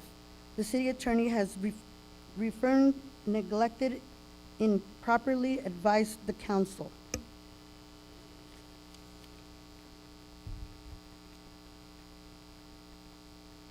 Is that all, ma'am? For now. Okay, thank you. It's just a public hearing, so well, was there a 3-minute timer, or?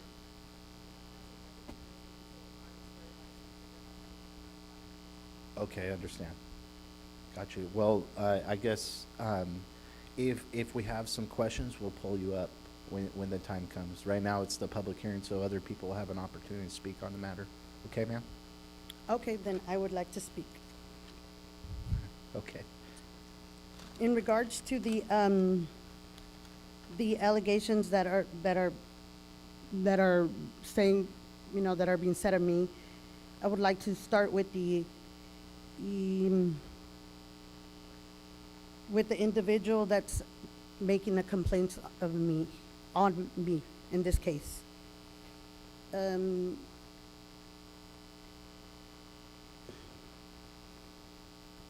So I want to start out with saying that this all has to do with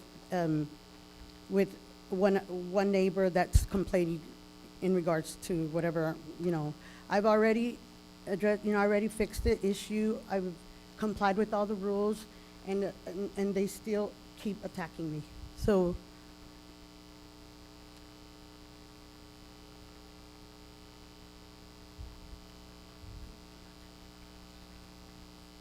I promise you I will call you up and ask you some questions when the time comes, okay, ma'am? Okay, is there anyone else that'd like to give comments on this matter? Yes, this is the time.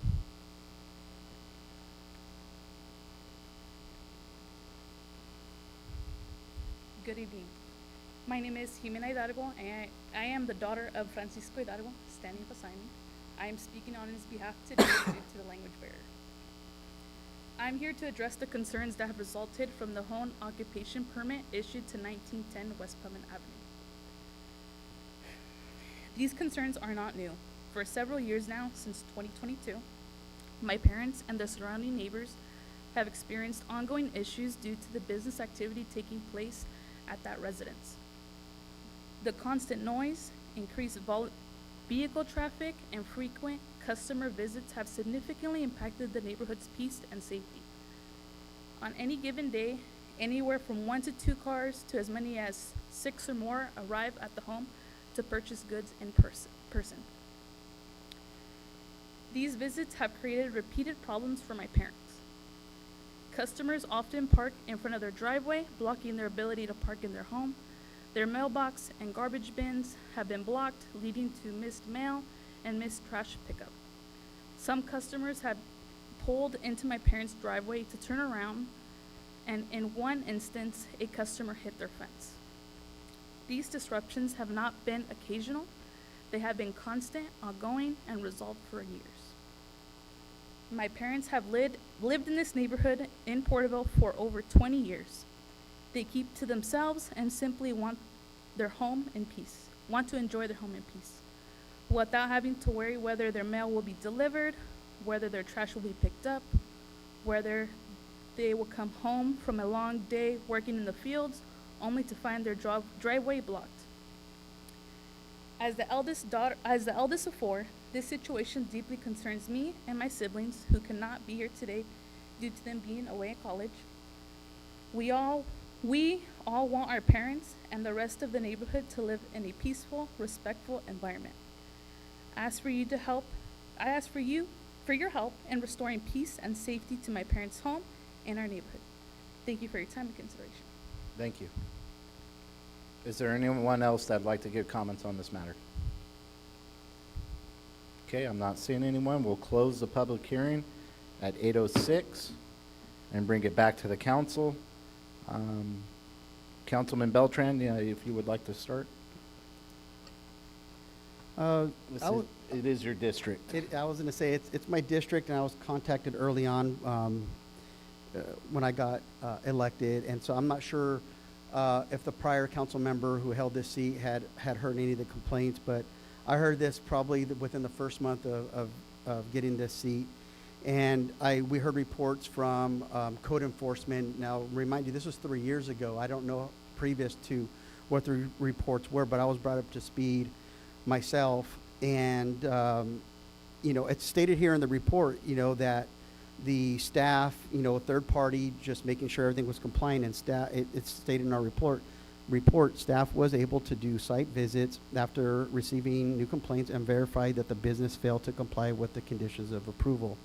This went on years and years. And which date is that one? Because there's a couple notices to the property. Are you looking from this the is one kind in of the summary 22? at the end, the second to last paragraph, the last sentence. And so I know, I believe code enforcement at the time, Dingham had give us some updates on looking on social media to seeing if, the business had been advertising, which I believe it was confirmed. I'm not sure what, during the public hearing, what they were speaking to as far as a family member. What I do know is when I was investigating this, a family member did say that they did purchase items from that residence and went there and picked it up. And so that's, again, just asking what was happening. So I'm not sure why I was being asked to be recused. I'm just asking a follow-up verification on stuff. But I do believe that, it's one thing when you're visited by staff, or it says here the planning division had been contacted by the business owner, and they were asked about being compliant and following the rules. That time and time again, it seems like it was not followed. And so we don't do this lightly. It's very, very rare that a staff recommendation comes back that a business license be revoked. But I do believe in that not being a good steward of this business license and the impact that it has had to the neighbors in that area. I do believe in that staff recommendation. That's all. Okay, just reading the staff recommendation. Councilman Rivas, do you have any comments? Well, I'm just piggybacking a little bit of what Mr. Councilmember Beltran said. First of all, I'm not going to entertain, after reviewing the action statement, I'm not going to entertain at this time to support the removal or denial of this business license. The city should first, to me, should exhaust all corrective avenues within due process. And, you know, I heard what Mr. Beltran said in regards to years and years and years, but as I'm looking at this, it started in March 22, July of 22, and then in October of 22, so 4 reports. So from July or October to and 2/23, they went out and there was no violation. So I don't see the big issue in regards to a lot of traffic. I mean, it's a thorough road. You got a lot of traffic going through there. And I don't see the reports, the detailed reports of code enforcement, to me, indicating what they've seen, what they documented. All I see is letters of notices to the owner. I don't see anything certified like she should have gotten certified.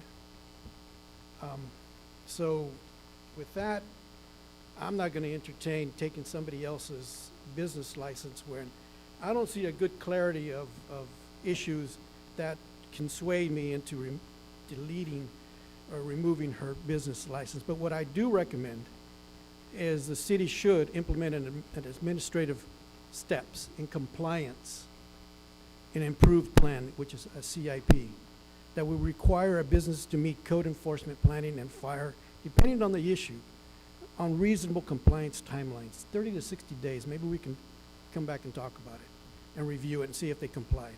But I don't see any written breakdown of documentation, violations concerns, applicable code sections, anything of that nature. I believe her due process was in question, and I think we should, I recommend a motion to develop a good compliance and improvement plan for her to abide by these rules if she's even, or that or that office, or that building or resident is breaking the law. So with that, I turn it back over. If I have any more questions, I'll bring it up. Thank you, Mr. Rivas. Councilman Green, do you have any comments? You know, I can certainly empathize with the plaintiff having traffic and disruptions and cars blocking the driveway, but from the amount of vehicles she said that was visiting that residence, of 1 to 6 vehicles a day, well, throughout a 9 or 10-hour day, that's not very many vehicles. So I seem to find it kind of hard to believe that that's disrupting the neighborhood. Could be wrong, but I think at this point I can empathize with the defendant. Okay, thank you, Councilman. I have a question just as we go, and Vice Mayor, I'll hit you next. There was said that there is multiple complaints. Is it all from the same party, or is there multiple neighbors making complaints about traffic issues in this business?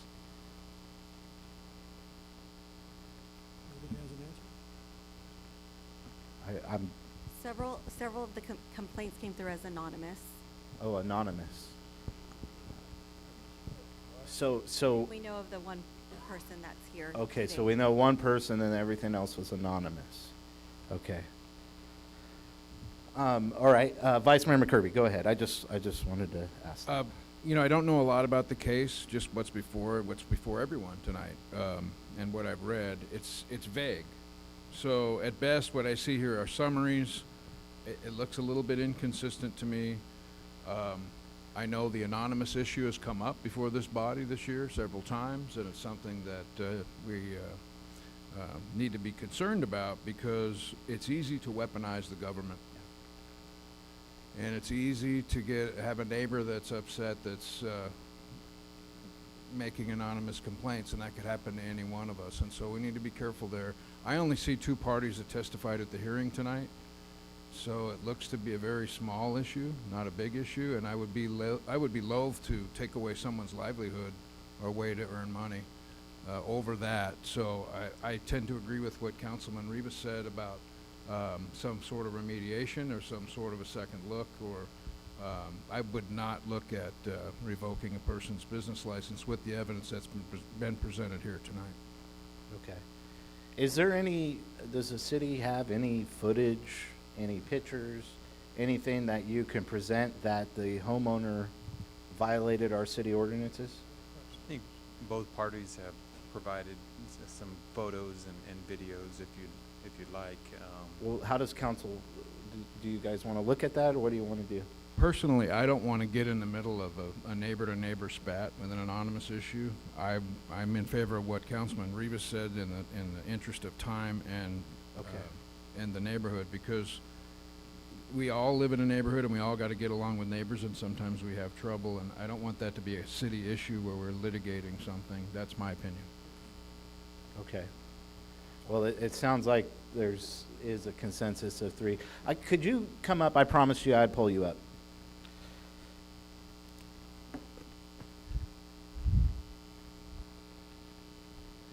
If this council allows your business permit to continue, my ask as the mayor of Porterville is that you would comply, that you would follow the ordinance and not have people coming and picking up whatever it is you're selling at your home.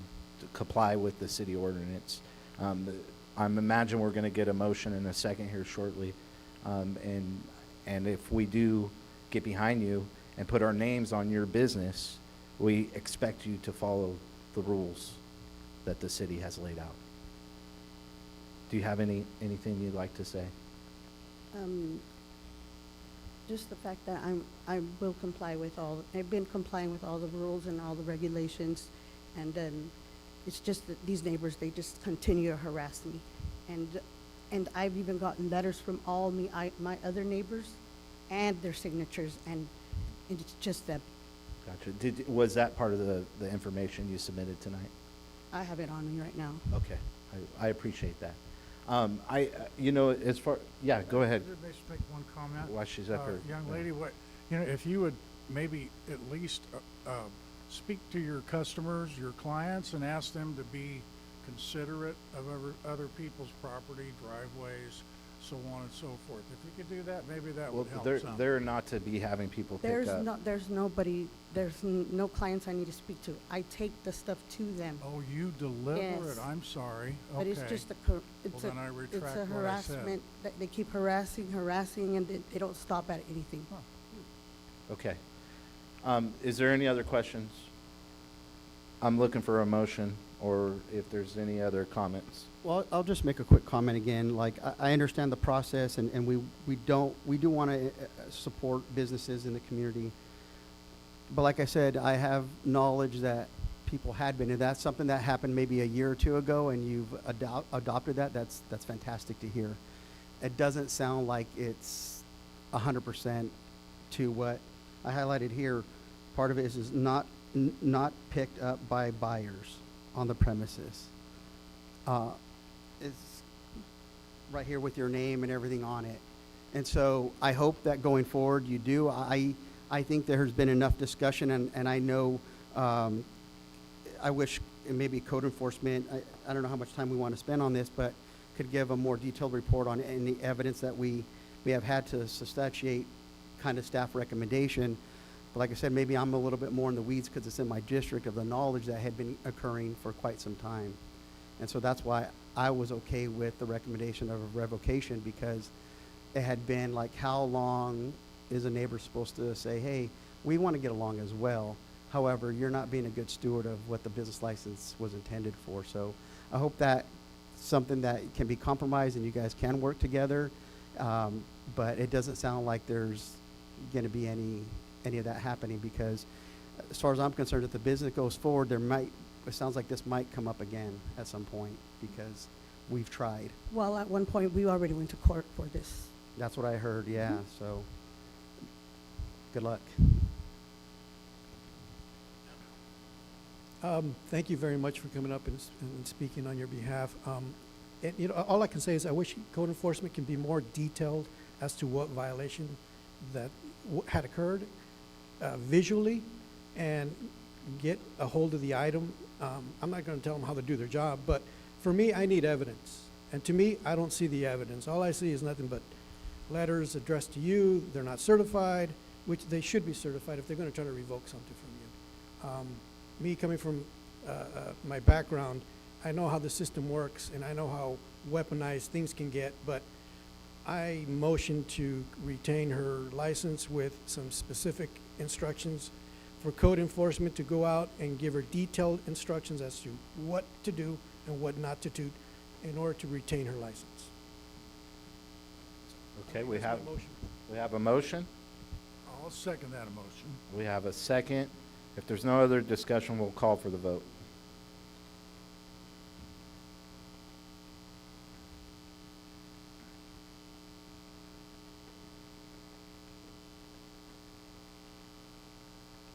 Passes 4-1. Okay, moving on to the second reading, agenda item number 11. Thank you so much.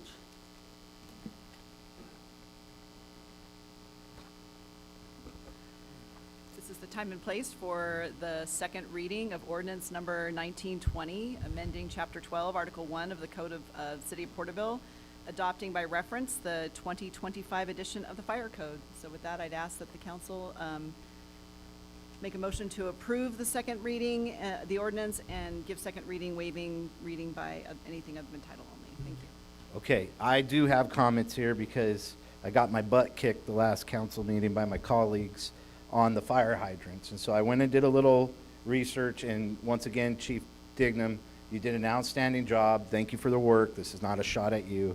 This is just looking at other cities, what other cities are doing, and I highlighted two. One was LA City, and then another city is Visalia, both charter cities. So with what we're looking at is a 300-foot and a 500-foot. LA City has a different way of doing business, and it's actually, it's very similar in the distancing. But my issue is I campaigned on not making the city more regulatory. And so the city of LA, high-density residential and neighborhood commercials, has 300 to 450, so there's discretion for the staff. And then industrial and commercial and high-density industrial commercial is 300 foot, which is similar to what Chief Dignam put out, but low-density residential is 600 foot. That's the city of LA. Now looking at the city of Visalia, I kind of like what they've done here. It's interesting. So for a single-family residential is 600 feet. Multiple family, which is like mobile homes, condominiums, developments, is 400 feet. But if they have sprinklers, then it's 600 feet. And then for commercial or industrial is 300 feet, but if they have sprinkler coverage, it's 500 feet. And so there's that discretion there. You know, I don't know if it's enough to try to bring it back, but I just would state to my colleagues that we don't want to be more restrictive than cities like LA and Visalia when we're doing business with developers. With that, I'm not going to make a motion to amend anything. I just wanted to state that for the record. Does council have any other questions? No? You may go ahead and read it into the record, ma'am. We just need, I need a motion to. Yeah, I'll make a motion to go with staff recommendation. Okay, I'll second. Okay. We have a first and a second. We'll call for the vote.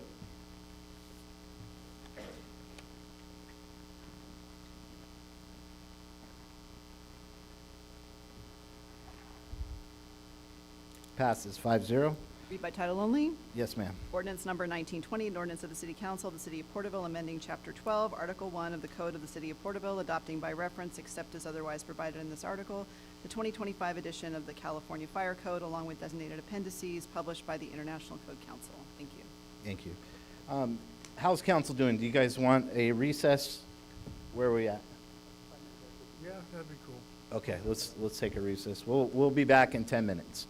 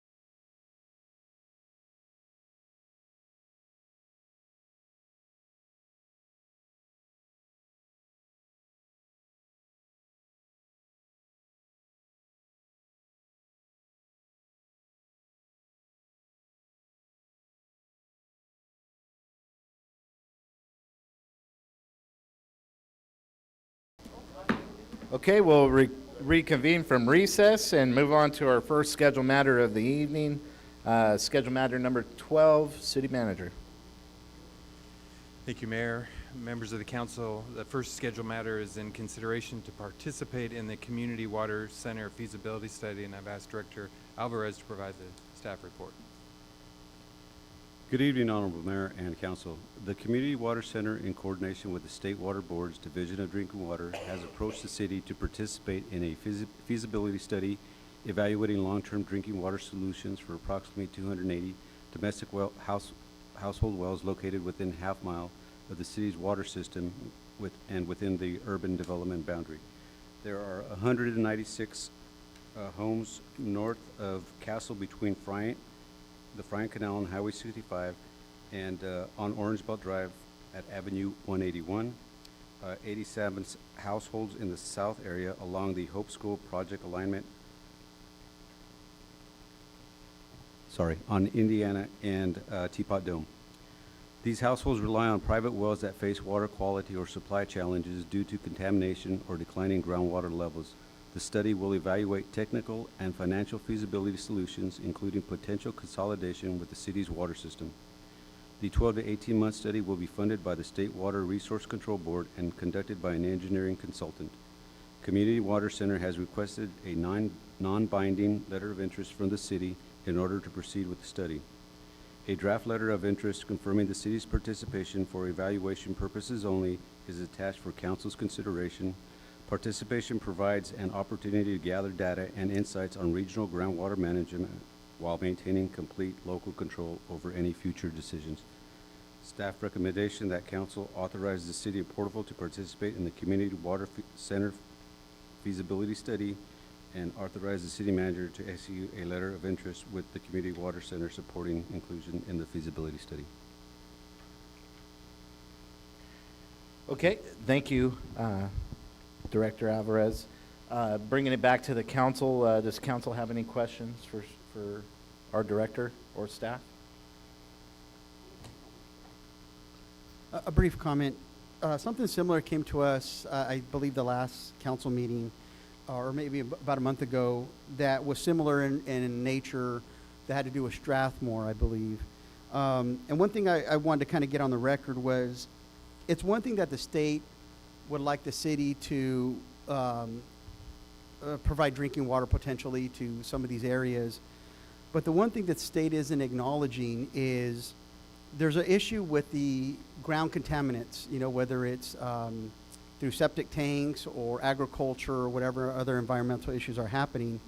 So it's really interesting that they're acknowledging there's a problem with contaminants for the drinking water for those communities, and they want the city to somehow to see if we're able to supply them with drinking water. But nowhere in that statement or report or what they're asking is dealing with the wastewater from these areas. And it's like they're not fixing the problem. It's really interesting that they're asking to spend millions of dollars to provide water, but then not, while we're digging up and putting in these lines, why aren't we doing wastewater for these areas as well? Because we're not fixing the problem. So it's fascinating. I would approve this just to go forward with this stuff, but just to get on record, like, why isn't the state acknowledging the initial problems, which is, again, septic tanks or other environmental issues? I really wish that they would piggyback wastewater along with drinking water. And so I don't know if it's a blindside the state has purposely or it's a completely different department, but it's really interesting that they're just acknowledging the water, not fixing the problem, or bringing money to help solve the problem for those communities. That's a really great point, Councilman Beltran. I have a question. Is there a map or a location of this? I know it's on the east side, but is there anything we could pull up that the public can see? Boundaries? Yeah, actually, it's on the north and south locations. It would be north of Castle between the Friant Canal and Highway 65, and then on Orange Belt Drive at Avenue 181 to the north, and to the south, it would be along the Hope School project alignment, Indiana and Teapot Dome area. Okay, so this is a vast. Okay, really great input there, Councilman Beltran. Councilman Green, you have any comments? Not much, other than just the fact that,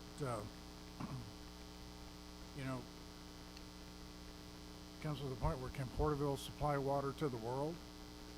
You know, I mean, where do you stop? Once we go to Hope School, do we go to Terabella? Well, Terabella's their own entity. But where do we go next? Strathmore, Lindsay, Poplar, Cotton Center? Where do you stop? And I can't support that right at this time. Fair enough. Thank you, sir. Councilman Rivas. You know, I echo the same sentiments as Councilman Green. I'm not a water expert, so I'm going to need more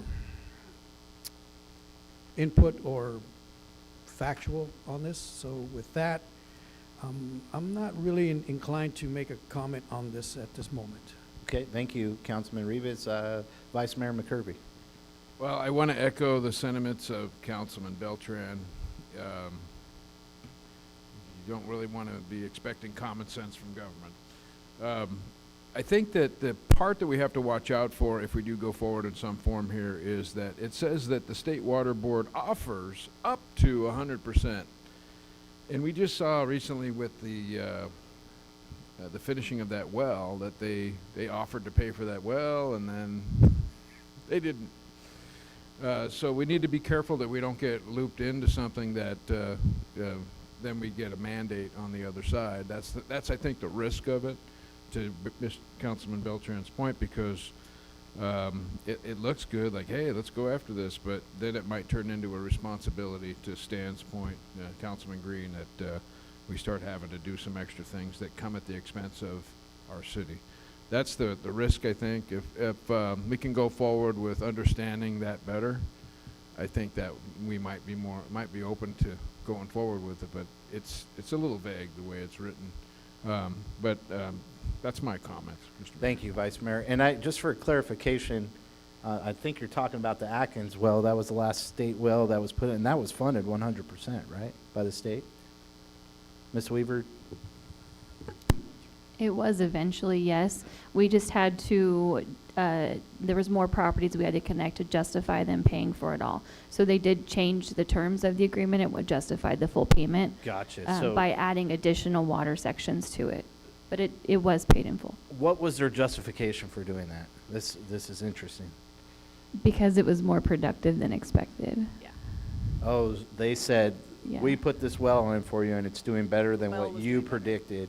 Correct. Therefore, you need to cover more homes. Because it was more productive, so provided more water that would provide for more homes. And since they paid for it, that's what the finding was. Okay. Interesting. I have a question. How long did this take for it to be complete 100%? The well's not complete yet. It's been drilled. We're actually in the process of getting our notice to proceed. The bid has been awarded for the installation of the pumping equipment that would bring it online. So it's a long process. It can take, anywhere from 4 to 6 years. I'm recalling that there's like the SCADA equipment that's Correct. going in with that. That's right. A large 70-foot communication tower to help with all that, and they're actually covering that as well. We talked them into that, so. Yeah, that was $1 million+ well. Correct. Correct. Please keep the decorum, sir. He's correct, though. Okay. So I just make one more comment too, and that is we are working on, water issues in a lot of different areas. This could potentially help us with hooking more people up to water and abandoning wells long term for the city. So there's an upside to this too. Yeah. So I could motion to go forward, but we need to know some more information before we get too far into this. Maybe the letter of intent is also an ask for more information. I think, and also, if they're able to change the rules of engagement after making an offer and then saying, wow, that really produced well, you need to add more homes. Councilman Beltran had a very good point on the impacts to our groundwater, and one of those major things is high nitrates, and that comes from septic tanks. So we're putting these people on our water, but they're still adding nitrates to the ground because there's not sewage following. And so what are you really solving other than providing fresh water from Porterville? So it's interesting points that are made tonight, gentlemen. How does council want to go forward? Are we wanting to amend this letter? Are we wanting to add? What? If I may ask, it says on the report, there's, I think it's 280 domestic wells, households. Is that's not what the ask is, right, to support 280 homes? Is it? Okay. Yeah, I believe it is 280.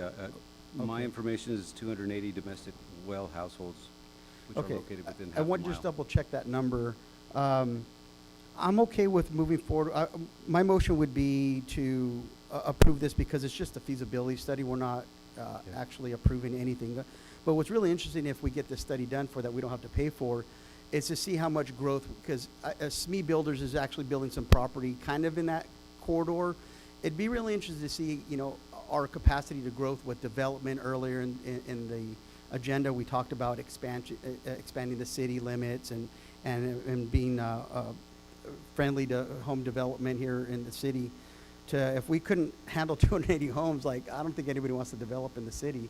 So I think we could handle it, but it'd be really nice for us not to pay for something at some point, but that can show what our feasibility is for something like that, another tract in those areas and what have you. So my motion would be to approve staff recommendation to go ahead with the study. Okay, we have a motion on the table, and I would just also add just some of the information we've gotten from staff. We put more water in the ground than we use. And so that's a big deal for the city of Porterville and how we do business. We conserve water, and we are smart with our water and the way we use it. And so that goes to the constituents of Porterville mostly. But just wanted to state that for the record and going forward. So we're not like in this crisis where we can expand. But as Councilman Green stated, when do you stop? When do you start prioritizing your own? So we have a motion on the table. Are there any other comments? Looking for a second.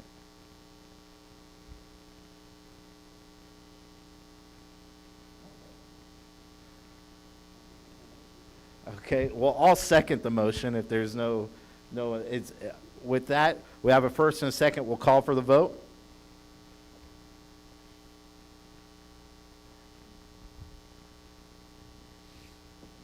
I gotta save it.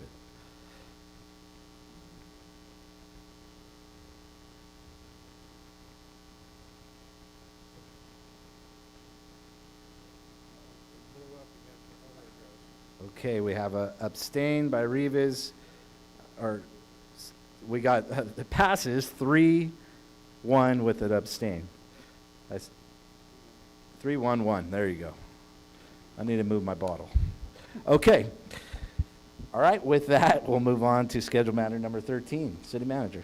Thank you, Mayor, members of the council. This is the final scheduled meeting for tonight's agenda. It's the consideration of amendments to the City Council Procedural Handbook. At the last meeting on November 4th, the City Council discussed potential amendments to the City Council Procedural Handbook to improve the flow and efficiency of meetings and to clarify certain administrative and policy provisions.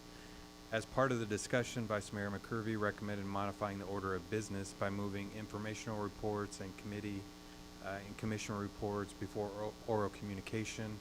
The mayor added he'd like to also request an additional council comments section at the beginning of the general session as well before oral communications. During the discussion, the city attorney reviewed the procedural handbook and suggested additional updates to ensure consistency with applicable law and current practices. These include clarifications to Section F regarding council member meetings with members of the public, as well as revisions to the social media policy found in Appendix F. Red line versions have been attached to the staff report for council's review and consideration.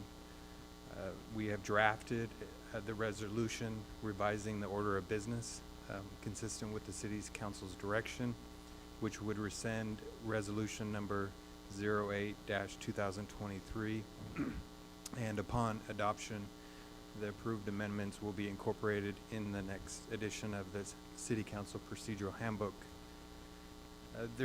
Because there was 3 separate items being discussed and for the council tonight, the staff recommends first to adopt the draft resolution revising the order of business, and rescinding Resolution 08-2023. The second would be to approve the updated Appendix F, specifically to the social media policy as reviewed and recommended by the city attorney. And then finally, 3, approve the updated city council procedural handbook incorporating the red line amendments, including the clarification to section F. That's the conclusion of staff's report, and happy to answer any questions. Thank you, City Manager. I'll bring it back to the council. Vice Mayor McCurvey, you led on this. I'll let you lead this topic. Yeah, thank you very much, Mr. Mayor. I really think making the changes to the sequence of the meeting will make the meeting more productive and better for the public and better for us. So I'm really excited about number 1. Thank you for putting that together. I like the discussion we had before, made it better than my suggestion. So thanks for everybody for their input. I am of the opinion that number 2 and number 3 I'm not for. Even though, Julia, you did some nice work putting that together, I don't think we need to make any policy changes to Section F or to the handbook. It looks fine to me. I didn't bring that forward to make policy changes, so I made that clear in the last meeting. But thank you for the suggestion. So after comments, I'm going to recommend that we go forward with number 1 and not number 2 and number 3. Okay, that wasn't a motion, that was just a recommendation. Yeah, I want to get another chance to talk. I'll just give you guys a chance to discuss. Okay. Councilman Rivas, do you have any comments? I concur with the Vice Mayor. I like number 1. I think it'll streamline the communication on that. I'm not for number 2 and number 3, so I'm not going to speak too much on it because I think the procedural handbook is fine the way it is, and I don't understand why we have to redline and add others if it's, to me, it seems like it's open and shut case in regards to the procedural handbook. So that's my second recommendation is number 1 and not number 2, not number 3. Okay, and I know some of the red line is because it's old case law and it's changed. And so I imagine that's why Julia made some of these changes, because it's no longer the legal precedent. I have a question. It should still be there. Do we need case law in our associate handbook? So we have it in there because this is a very new area, and so it's helpful because it gives you the standard of what you can do. It cites what the actual test is. I can take it out if you want me to take out the reference. I would still probably include the test, but I'm it is just the curious Supreme Court. about it because it's just a procedural handbook. Yeah, I think it's just because this is an area where there's going to be more litigation. And so sometimes we do that when we know there's potentially going to be more litigation. So, but just because of that doesn't mean that you need to have it in there. And I'm totally fine with if you want to just, because it had it in there before. And I actually tried to make it simpler because the U.S. Supreme Court actually looked at 2 of those cases that are in there and consolidated them and really eliminated night out of the discussion completely. So I was trying to consolidate it from basically 3 cases to this is now the test by the U.S. Supreme Court. So, which is good news because they actually, made, that is the law of the land, right? We now have that standard. So I have it in there, but it doesn't have to be in there that way. I could just simply cite the test if you like it better, not to have the legal precedent in it. That is fine with me. And that's really the only change I made. I made a tiny clarification, actually tried to make it simpler in the actual part where it talks about, your use of individual social media sites by taking out some stuff. But whatever you guys want to do. I think it's fine. I think the only problem with leaving it the way it was is that the law did change. So I think that, there is a change to the you now have a clear, and it's actually made it more easier and more clear for the council members on how they utilize their social media. And because the laws before they kind of tended to read pretty burdensome on the behalf of the individual council member. So, but again, I am not, invested in any of this, and absolutely on number 2, I was just trying to set forth what I heard from the discussion on that item.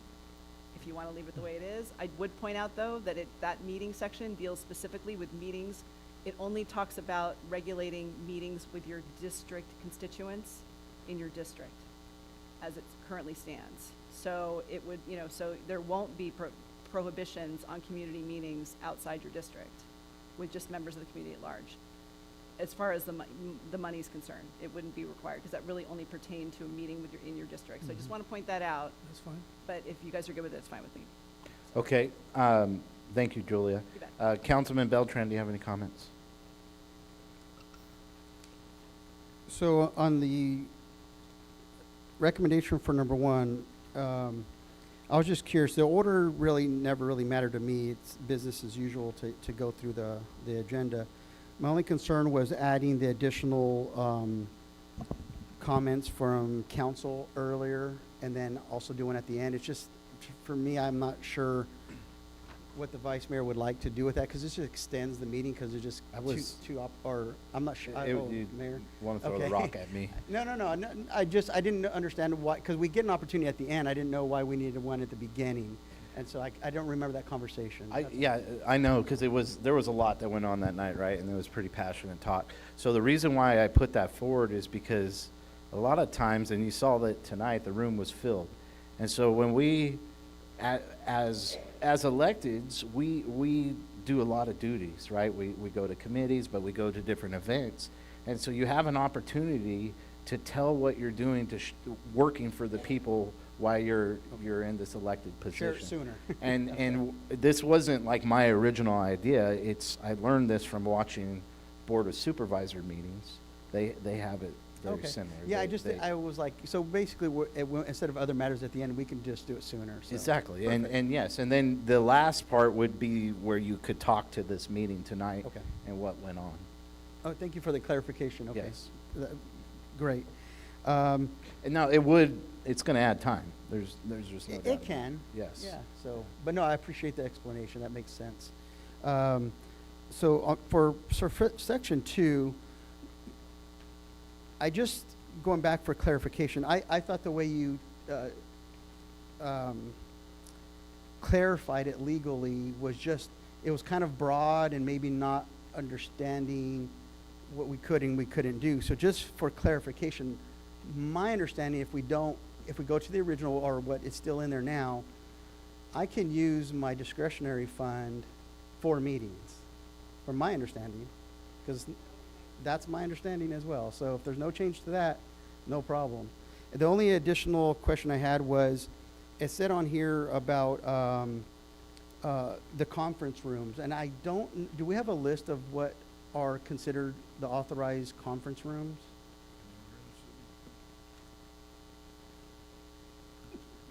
Sorry, apologies. So we have Centennial Plaza. That's a conference room that can be rented out and used by city staff. In City Hall, we have the Coleman Conference Room, and then the McCracken Conference Room, and then the council chambers. So you would be able to use all those without having to go to the council to have an event? Or you would have to come to the council? So if you want to meet with your district constituents, you need to do it at City Hall. That's really what that section says. Okay. So if you're going to meet with your district constituents and you need to come, You then can you need to utilize use the those, city utilize, yeah. sites. Okay. Yeah. And the only other question, and I guess I don't know if it really matters, was, for instance, I went out to a park and used a gazebo. We don't charge ourselves if we're using it for official capacity. We're allowed to just reserve it, but not necessarily charge ourselves. That's correct. Okay. Yeah, that's how I understood it. So that's fine if there's not going to be. I like the changes because it kind of clarified the differences. But if we're not going to, The changes are in there to prompt the discussion. Thank you. Thank you so much for that. Okay, Councilman Green, you have any comments? No, sir, I don't have any comments on this I feel issue. it. Thank you. I feel the same way. Okay, I'm looking for a motion. Where do you guys want to go with this? I do want to clarify before the city clerk will be very mad at me that number 3 actually is, we would recommend that you do a modified version if you're not going to adopt the changes concerning the meetings, because it still includes adopting the actual procedural handbook with whatever amendments you're going to put in it. So just wanted to note that because we were talking about. So if I make a motion to approve number 1, modify number 3, and take out the old case law, Yes. Yep. I think I could make that motion. Okay, I second that motion. Okay, is there any other discussion? That is not. We're good? We understand. Okay, we'll call for the vote.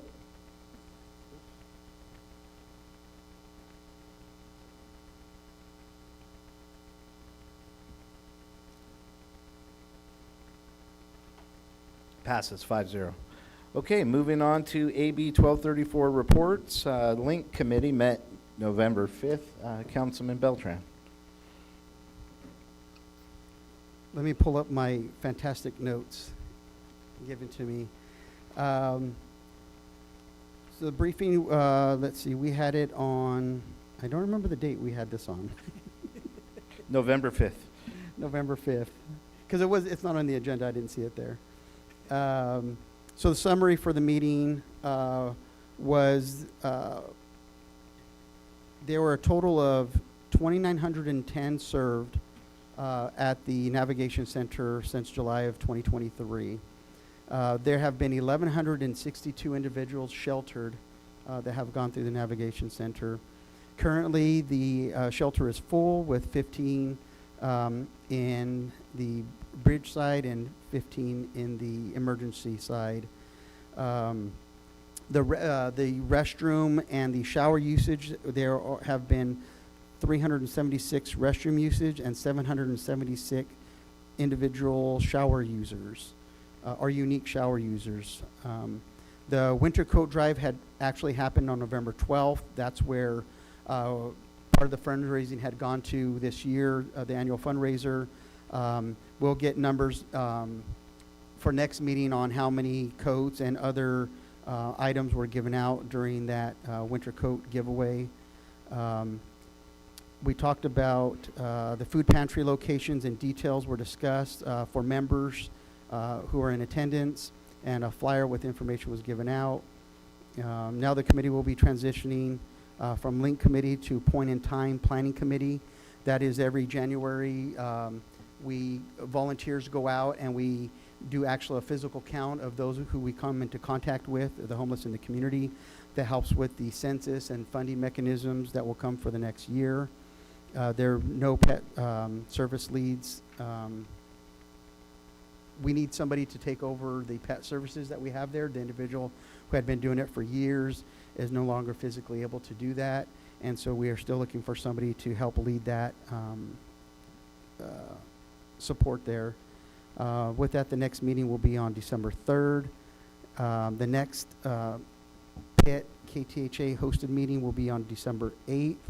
I'll be posting that information. This is a great opportunity for individuals in the community who want to volunteer and get activated with the homelessness and see if there's a service that they can provide. This is a great hands-on opportunity to get out there, help us do surveys, and just kind of or meet individuals that are experiencing that, and just get connected with the organization. Councilman Rivas, do you have any more notes? No, sir, you pretty much covered it all. That's 100%. Thank you. Okay, thank you, Councilman Beltran and Rivas. Moving on to Mighty 190 committee meeting, met November 10th. I was not able to attend. Vice Mayor, were you? I wasn't able to attend either. Claudia, did you happen to make it? I sure did. All right.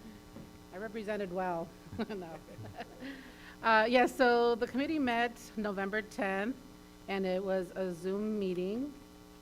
Introductions followed by review of the previous minutes. They were not adopted, so they were pushed to the next meeting. The following item was an update on digital marketing and social media. So they presented analytics, and over the past 2 months reflected strong engagement with over 13,000 Facebook views, specifically for the Springville Arts Festival and hospitality tourism posts. And then the other one that was very good was the Tule River Parkway. They also particularly well in their posts, so they were asked to continue to share those through that so we can continue to have that engagement. The marketing subcommittee also reported November through December post schedule to, they've determined which posts they're going to be posting for the month of November and December.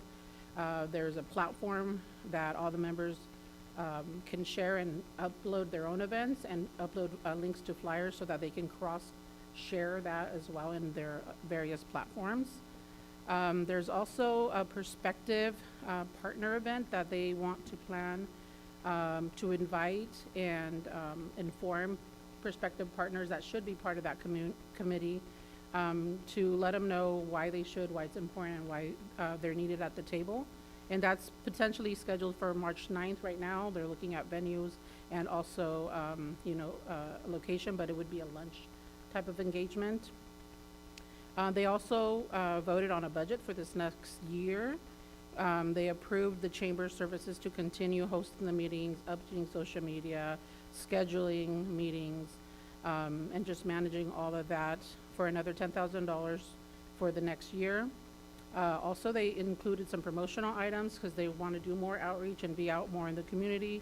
So they're also including some promotional items, event marketing, and some outreach, totaling $50,000. The discussion also took place about potentially looking into fundraising and sponsorship opportunities. They were trying to determine the parameters, since it's not a 501c3, who would receive that and how would those be donated. So there's going to be some more discussion on that. Also, they discussed potentially having a map that people can pick up, like they've had those maps of Porterville in the past, where you really hire a company, they sell advertisement, and then you strategically put the places that are hotspots for people that are coming to town. And then there was discussion on whether that should be Mighty 190 corridor or Porterville specific, so there was discussion about that, but no decision made yet. There was also an overview of the upcoming events, which we included the hospitality and tourism workshop that took place on November 13th at Eagle Mountain Casino, and the Children's Christmas Parade as well. And then updates were also presented about the city's new city logo for the commemorative city logo celebrating the 100 and 200 years. And additionally, we also announced the State of the City happening December 5th at 7 a.m. at Galaxy Theaters, followed by partner updates. And the next meeting is January 12th at 12 p.m. Thank you, Director Calderon. With that, we'll move on to oral communication. If you'd like to have a comment, please come up at this time.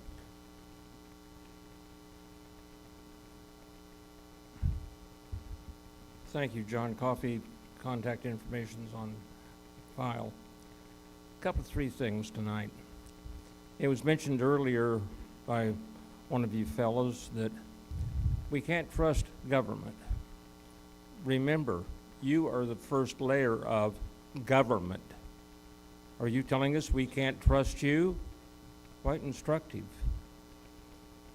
Second, there's chronically two semi-trailers parked in the area of the northeast corner of Les Schwab Tire Center, back there by Mr. Car Wash, creating kind of a traffic hazard. Lastly, I've noticed lately that there's a lot of semi-tractors and trucks parking in the Walmart parking lot, taking up valuable parking space. Thank you. Thank you, Mr. Coffey. Brock Neely, address on record.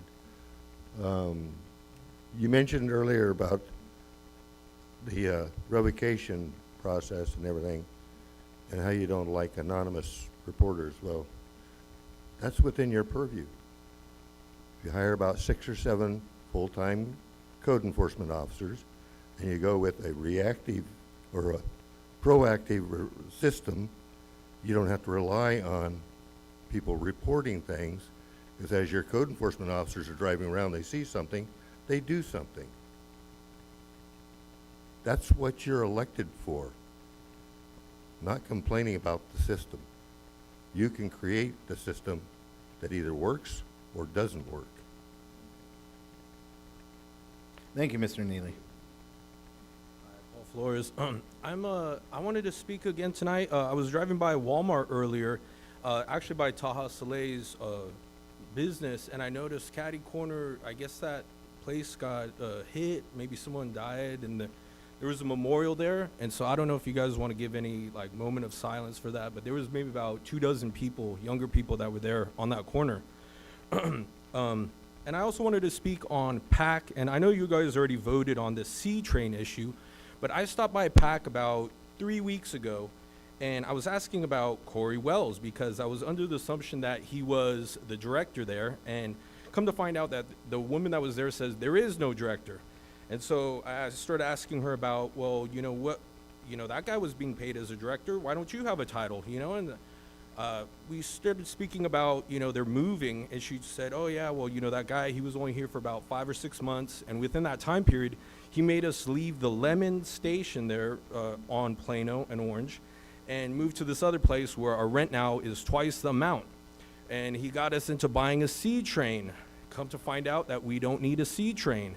And that, he just got us into this whole deal that we didn't need to do.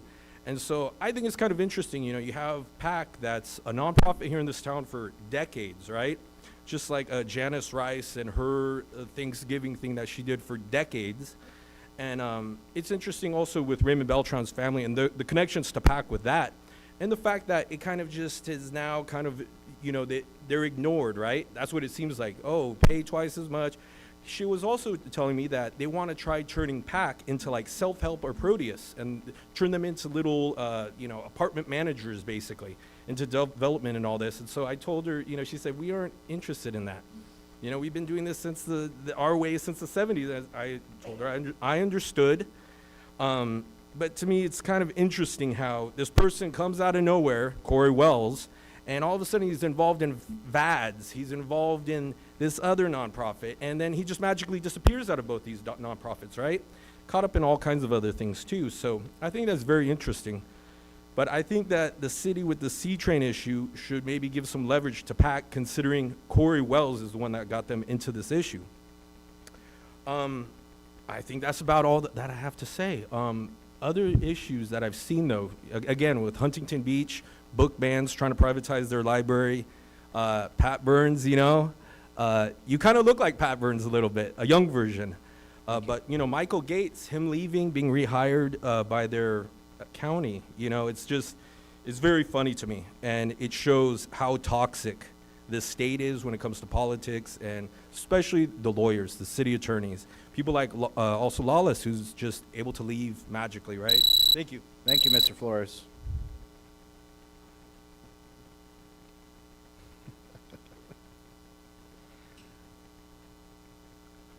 Hi, Jean Vafianis, and you have my address. I just wanted to ask, what is number 1 that you were talking about on the procedural handbook?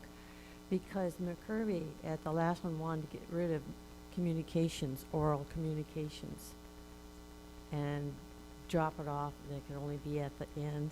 Is that what happened? No. That's my only question. Thank you. Thank you, Jean.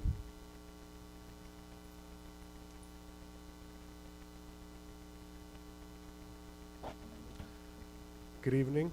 This is Luis Gonzalez. So this is in concern to talking about scheduled items that have not been discussed before 6:30 p.m., correct? We can't have conversations with you. All right. Just state your statement for the council. All right. Well, I'm discussing in regards to item 2, just in case you guys, and I hope that this item gets to be talked about.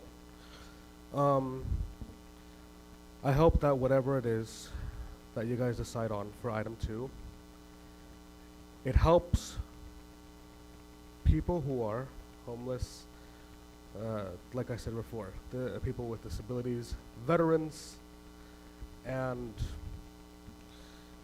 I'm just hoping that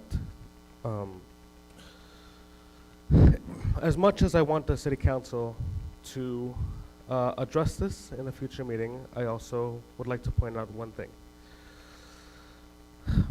In regards to these funds, one needs to remember too that protecting these people is very important. I remember the case with Autumn Oaks, in which there was a mismanagement of hygiene. People were in terrible conditions. Sometimes people who organize these shelters do not check what's going on in these facilities. There was I believe there was what's it called? Autumn Oaks was sued. So I just hope that whatever you guys do, it be for the benefit of these people, and only for the benefit of these people. Thank you. Thank you, sir.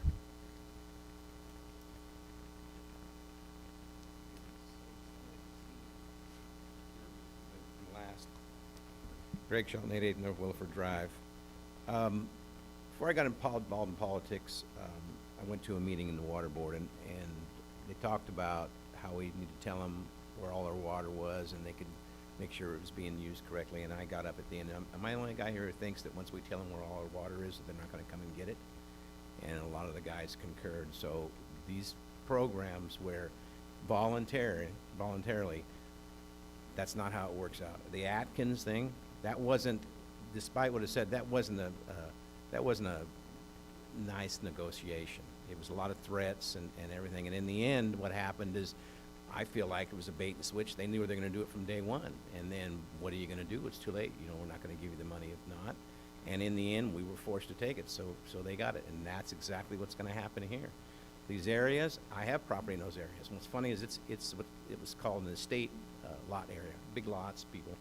So the problem, I don't know anybody in my neighborhood over there that's complained about their water. It's actually a pretty good water area. The biggest problem that I have is that every time someone does have a problem,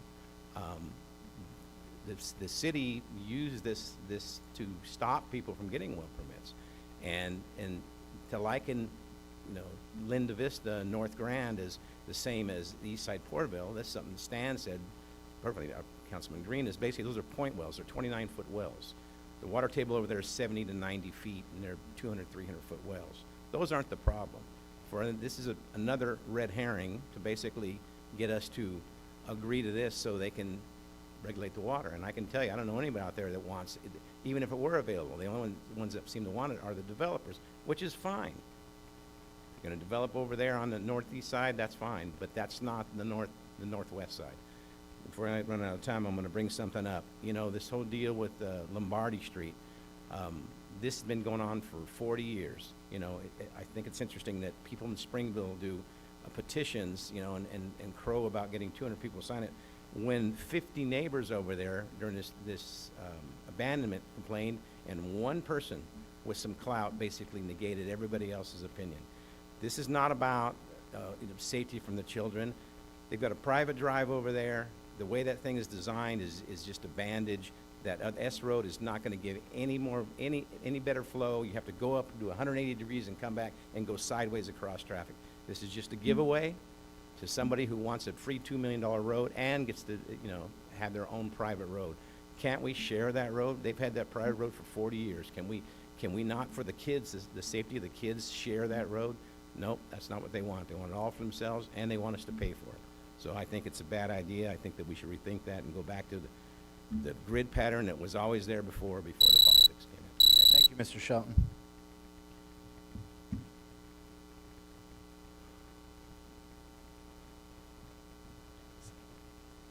Don Wyrock, address on record. Great meeting tonight. It was great to hear the interaction. I'm a little bit concerned by the tone. You know, we had a nice opening prayer to have peace in the chambers, and there's a lot of harshness, and I think we all can learn from that. I'm reminded of a text, I think it was in Luke, where Christ sent a couple disciples forward into a town on the way to Jerusalem, looking for a place to stay, and they came back. And they said, they don't want us in their town. He wants to call down fire from heaven and just get rid of them. He goes, no, we'll just go around. And he led with love. And I think the people that came to the podium tonight were leading with love. I think you guys are trying to lead with love. And I think with Porterville, it's always been about love and taking care of our own house. So it's not easy being up there. I want to applaud the city staff for the rapid development and widening of Lombardi Street to relieve traffic congestion, the approval in the widening of Westfield, the soon-to-be implemented improvements at Westfield and Westwood to improve traffic flows in those areas. I heard a little bit of talk tonight about the petition that circulated. I did see it. I think people that are commenting about the petition haven't read it. And I think it would be important for them to really know the facts of that petition. Yeah, it was abandoned. Maybe one person got the vote to have that Castle extension abandoned, but that was done. We quickly had an S road, a collector street designed, and again, as I said earlier, it got a quash on it, and I don't understand why. I don't need to. But you guys made your decisions in closed sessions tonight, and hopefully it'll be a decision that really benefits the schools, the children, and our community. I sent in, I think through the Porterville app, about a traffic hazard that I experienced on northbound Westwood in the slow lane as you cross Olive. There's a real steep dip and then a bump. And at 45 miles an hour, it's a pretty harsh bump.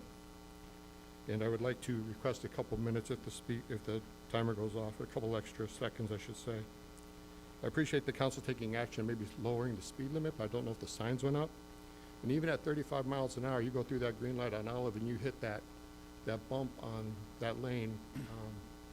I think there's something that the city could possibly do there, and it's not an overnight fix. There's a few of those around town. And I just had a quick question. I think I watched a city council meeting, 6 or 7 months ago, where you, for some reason, because of COVID, you couldn't allow people to call in. May I? Thank you, Mr. Seconds? Wyrock. Okay. No, that's It'd be nice to have a microphone open to people less fortunate that can't make it. Thank you, sir. Is there anyone else?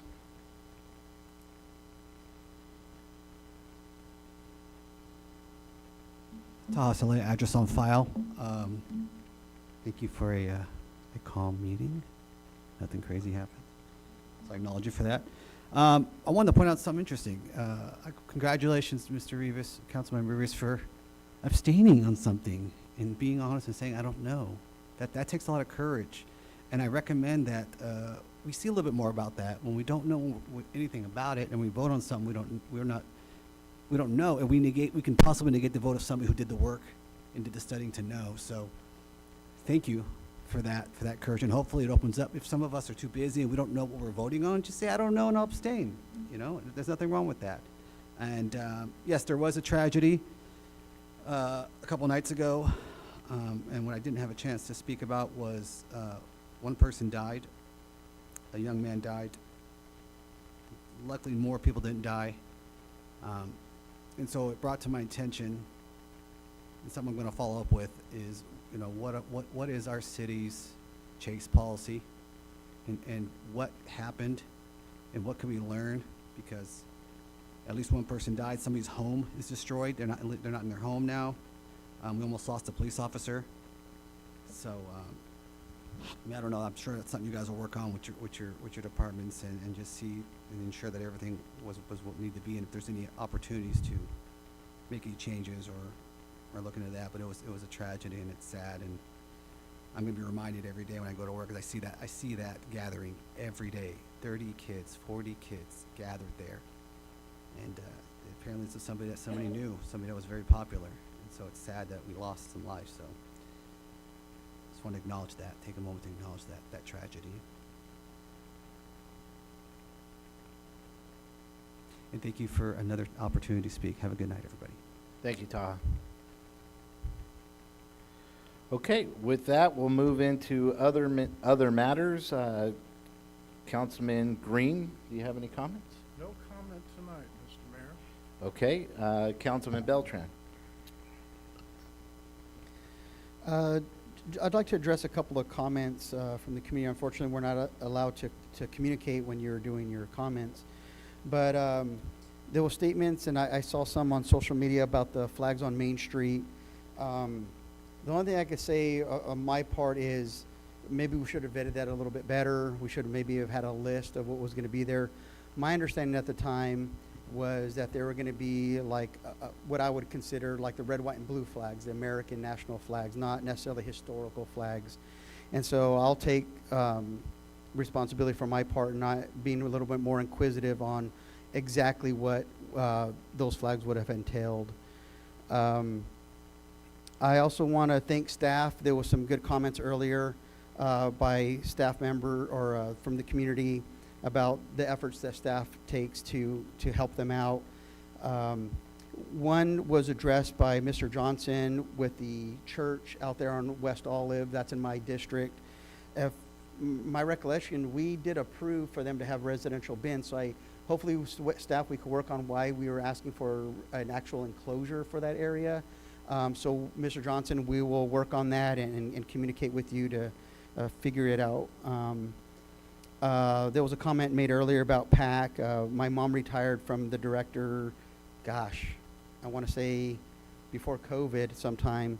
And so unfortunately, a lot of these nonprofits, it's really difficult to do these jobs. You don't do it for the pay, and it's really hard to find people to fit those shoes. And they change locations, and there's a different board and different directors that have gone through there. So what PAC did in the past was phenomenal work with the homeless, the needy, with utilities, the Toys for Tots. I mean, the list goes on and on. And so I just, that's something my family is no longer associated with. I want to thank Mrs. Bartow for coming up and speaking to something that is known in the community. And just for people to understand whatever is happening there, I'm not going to speak to it, but that behind everything, there are people that are impacted. And so I want to thank her for standing up here and speaking up, for what she is going through. And so I just want to acknowledge her. That takes a lot. And just my prayers are for her and her family and others that are involved in all that. And not just in that aspect. There's a lot, spoken to right now by Mr. Taha about, an accident that happened, unfortunately, a lot of things happen. Some things we have no control over, and just, when we open up our meetings with prayer, that is, for the well-being of everybody in our community. We're all not perfect. Unfortunately, things happen, and we just want, whether it's our youth, our staff, our businesses. We spoke about a business earlier today, that let's do right by each other. Mr. Wyrock spoke earlier about let's lead with love. We might have a thick skin or sometimes a hard head, but let's make sure that we have a soft heart. So thank you. The other thing I want to acknowledge is the Veterans Day run and the parade. I mean, what an amazing turnout to see. Thank you, whoever did our social media. Shout out. It was tremendous to capture just that environment, that energy that is Porterville. Let's highlight those moments. And just the staff behind the scenes, whether it's Public Works, Parks and Leisures. I'm sure some of these people are out there at 4 in the morning getting stuff prepared. The police department making sure everybody's safe. The fire department for always just looking sharp and shiny. Not that they're not doing work as well, but just all hands on deck. Even the volunteers that help with the different intersections along the run. So just thank you for everybody. And afterwards, I mean, when you came through a little after the parade, you couldn't tell there was a parade there. It was spotless. It's just phenomenal job by everybody. The last thing I'll speak to, well, one of the last things is there was some information that was shared earlier that is very concerning. It was read out aloud. I'm disturbed by the language that was in that communication. That's not something that I think that would ever come to light, but sometimes things need to come to light if we want to be transparent. But as a representative, it's kind of embarrassing to think that somebody has those viewpoints, and it's very concerning.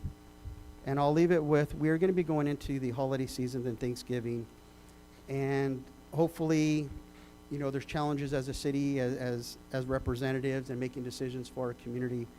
That we are given grace when we're not perfect, but that's given both directions.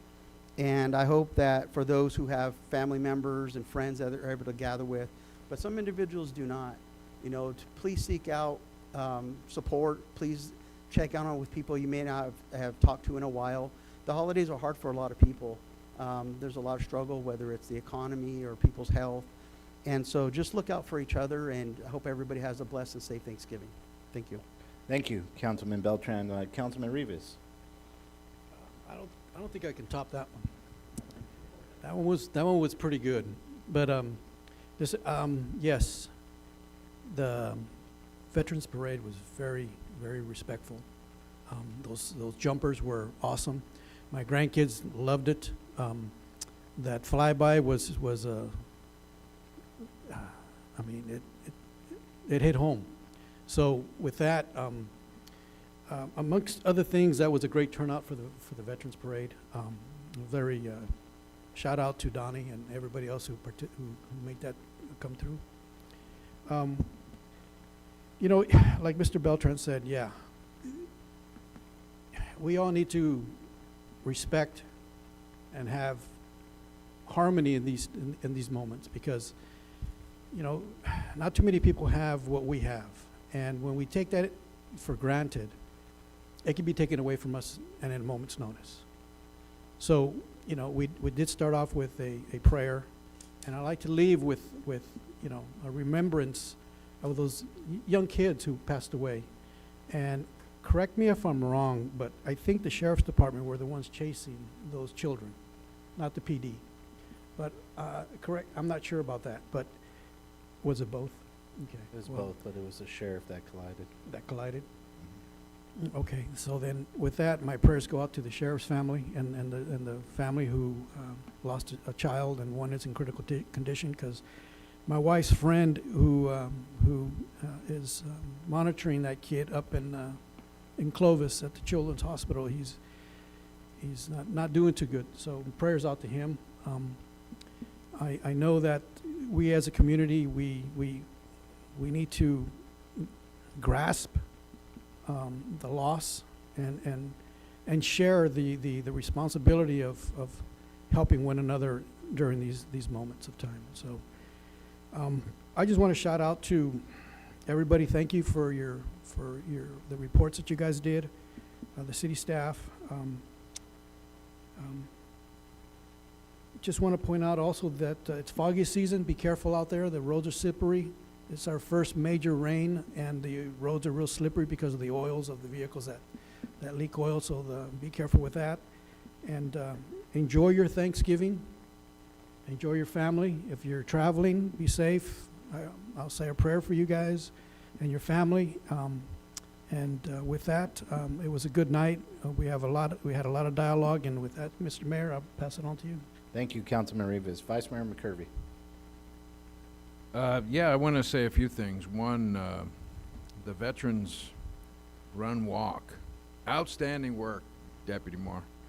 Outstanding work. I was really impressed with how you handled that, and the way the media coverage was. Everybody had a great time, and I was really blown away because it was 1,700, am I correct? There were 1,700 people there participating in that, and I got to walk with a good friend of ours that's recovering and in a wheelchair, and she did the walk. She actually walked half of it and pushed the chair. It was really, really cool, but it's a great event.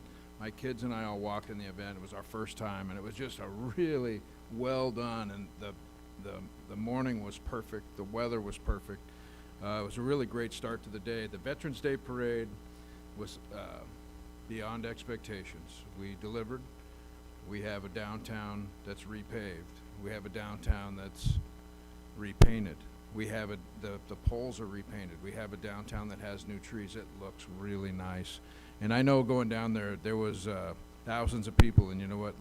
Thousands of smiles, lots of American patriotism. That's the identity of our city, and we delivered. This council delivered that, and it's with all the hard work from Donnie and Richard and other staff members to get all of that stuff done, and it was a great event. It was beyond expectations. And one, I'd like to commend the mayor and the city manager for getting a flyover. I know that was on again, off again many times over the course of the year, and with the government shutdown, it made it more complicated, but you guys pulled it off. Nice job.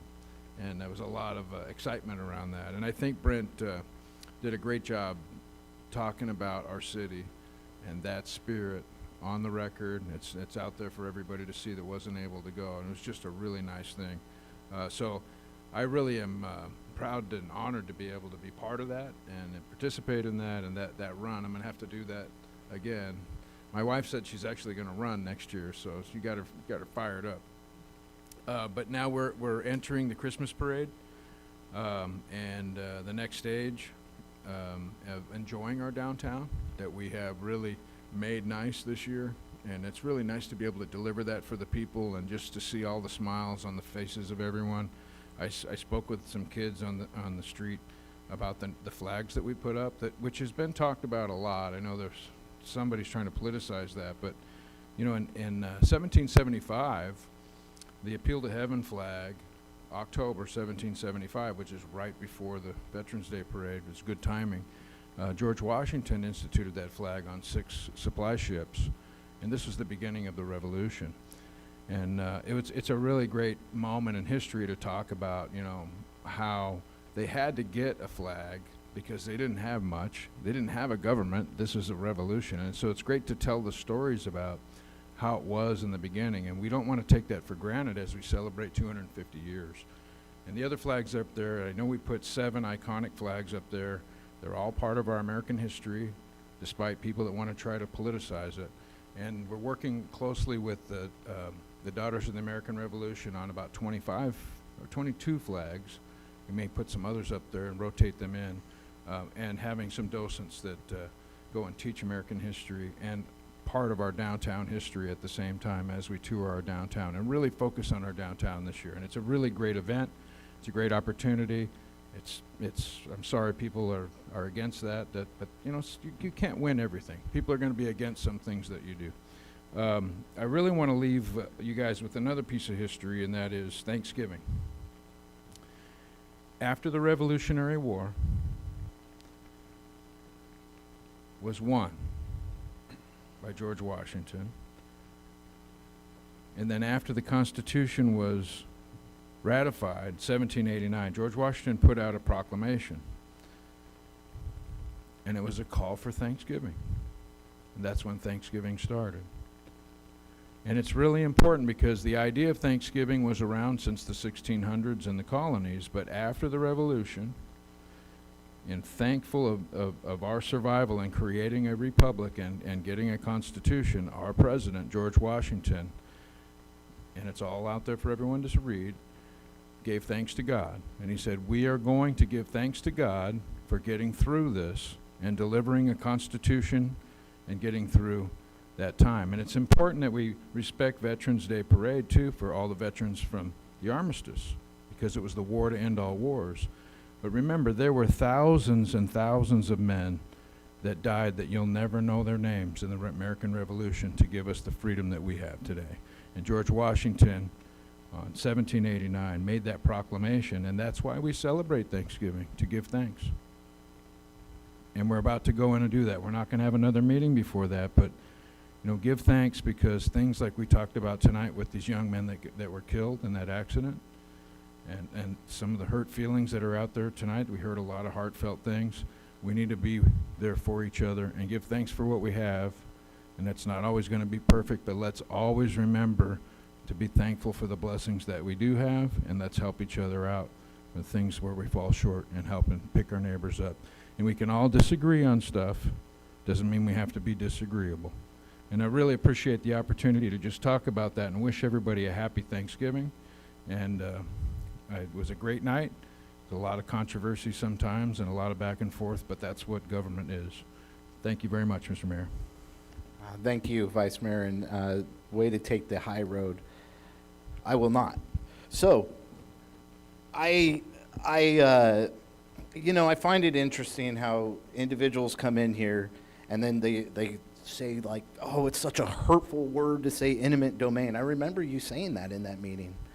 And also, as far as the road on Olive that's being addressed, you just haven't been to council meetings. So, I had the opportunity to meet with the Coons and Ennis family this last week. And it's interesting because I thought we were getting somewhere. And I had an agenda tonight. We haven't had the closed session because we ran out of time. But what really is unfortunate is what happened tonight. They turned 180 degrees on what I'm going to be able to do in closed session tonight with my colleagues. And there's a lot of disinformation that was put out. We did have a deal. We were going forward. They said they were going to donate the land years ago, and we went in there with that mindset.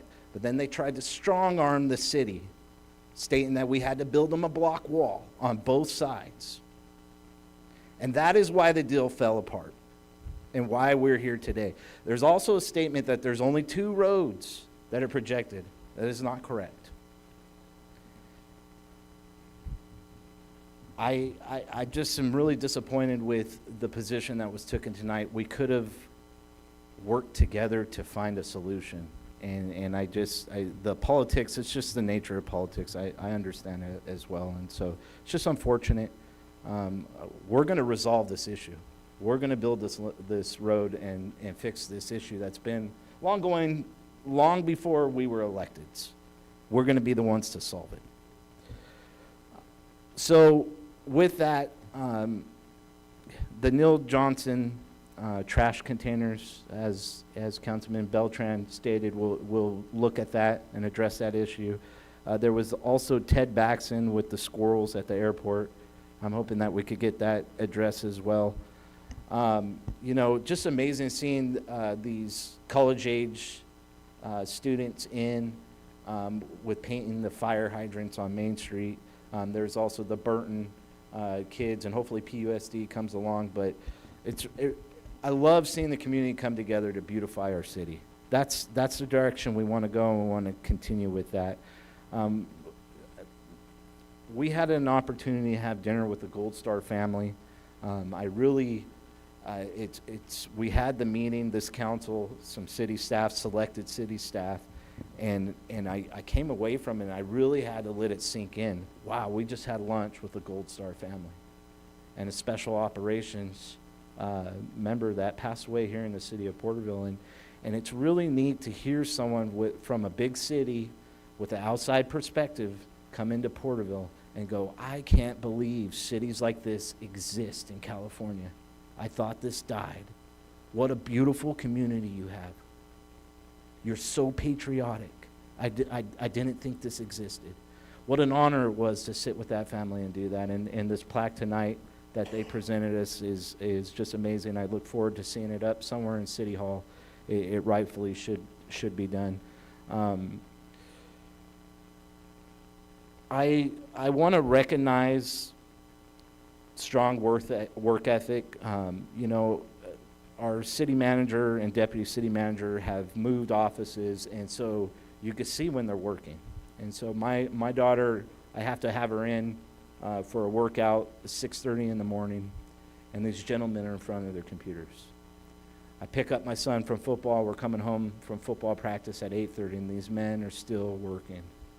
And that's Mr. Tree and Donnie Moore. So I just want to recognize that. And that kind of leadership bleeds throughout the workforce. And I know that all of you are working this hard for the constituents of Porterville, but it's something that I see, and I want to recognize out in the open and put it on record. I appreciate what you guys do for our community. Thank you. Veterans Day Parade. You know, it's amazing with this government shutdown and all the chaos through it. We were able to still pull off the flyover and the jumpers. That is to you, the staff. Thank you guys for all the hard work. The turnout for the Veterans Day Parade I thought was really great. It's always fun every year. It feels like it grows every year as well. And we saw that with also the Veterans Day Run, 1,700 runners. You had to cut it off. And I've heard I think you're already thinking for 2,100 next year. I mean, that's impressive. That's a lot of people on Main. It is a block of people. And it's just so cool to see it, be a part of it. To Parks and Leisures, to the Streets Departments, to everyone that made this parade happen, the cleanup, and American Legion, all the members that make this our heritage, part of our community. Thank you. I'm going to give a special shout out to Donnie on the mic, the promoter.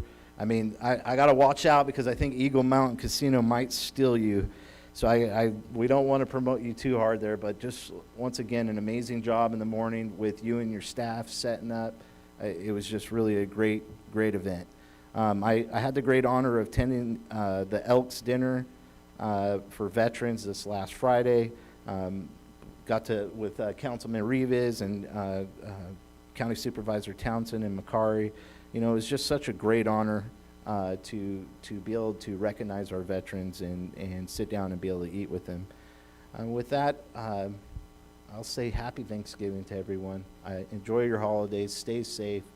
And Another thing, just in closing, you know, it's unfortunate what happened the other night. It was right, you talk about your storefront, that was right in my backyard as well. I thought someone was breaking into my house when that crash happened. And, you know, it's unfortunate that 17-year-old stole that car, rammed the sheriff vehicle, and pursued to run around town at a high-speed chase. It's very sad, and there's another 14 or 15-year-old in critical condition. It is sad. But no one mentioned tonight the officer that was rammed with a broken arm. Okay, Councilman Rivas. Well, sorry about that. Councilman Rivas mentioned him, but I'll mention him as well. He's got a broken arm. His family had to see that video. That's life-changing. That sucks. And all he was doing is his job. And so it's so unfortunate that our society has decayed to this. But we have to continue to support our law enforcement and say, keep doing your job, keep the pressure on. Because we don't want criminals running our streets. We're tired of living like a third world nation. And so this is the right direction. It's unfortunate it happened this way, but he ultimately was doing his job. He had a green light. He was going down an intersection. And he was asking where they were. And this person, the 17-year-old, was running without the lights on and ran through a red light and ran the sheriff for the second time that night. Very unfortunate. My prayers are out for everyone. With that, I'll pass it off to you, City Manager. Thank you, Mayor. Just a couple words. I know we got to go back into closed session tonight. I too want to thank staff for their effort. Nearly the entire workforce was either volunteering or working on Veterans Day. It was beautiful and everything was great. I also want to give a shout out to our fire department and code enforcement for addressing the illegal sidewalk vendors that were at the parade. We've already come up with a plan to ensure that we can address it during the Christmas parade. So I appreciate their efforts in that. So good job, Clayton and Chief. Want to also recognize Director Isom and Chief Cogburn and the police department for conducting another Stuff the Bus event on November 15th. So last Saturday. I appreciate them spending 3 hours at the grocery store, and they were able to get some food that we can give to the needy. The next Stuff the Bus event is at Food for Less on November 20th. I should say Stuff the Bus and Truck, right? So we had all the vehicles there. So the next one is at Food for Less on November 20th. I think there's some social media posts. Yuli, do you know what time? Oh, 4 to 6. 4 to 6. So we're changing it up a little bit. Just also want to thank our Public Works Department for their efforts in preparing sandbags with the recent rain and making those available to the community. We don't check, licenses or your water bill to make sure that you're a resident. Those sandbags are available to everyone. We do definitely want to give priority to residents, but they spend a lot of time putting those bags together for the community in case they needed them. We do have some new faces and some promotions within the organization, and we want to recognize those new faces and promotions. So we're going to do that next council meeting. So that'll be exciting at the beginning of the council meeting.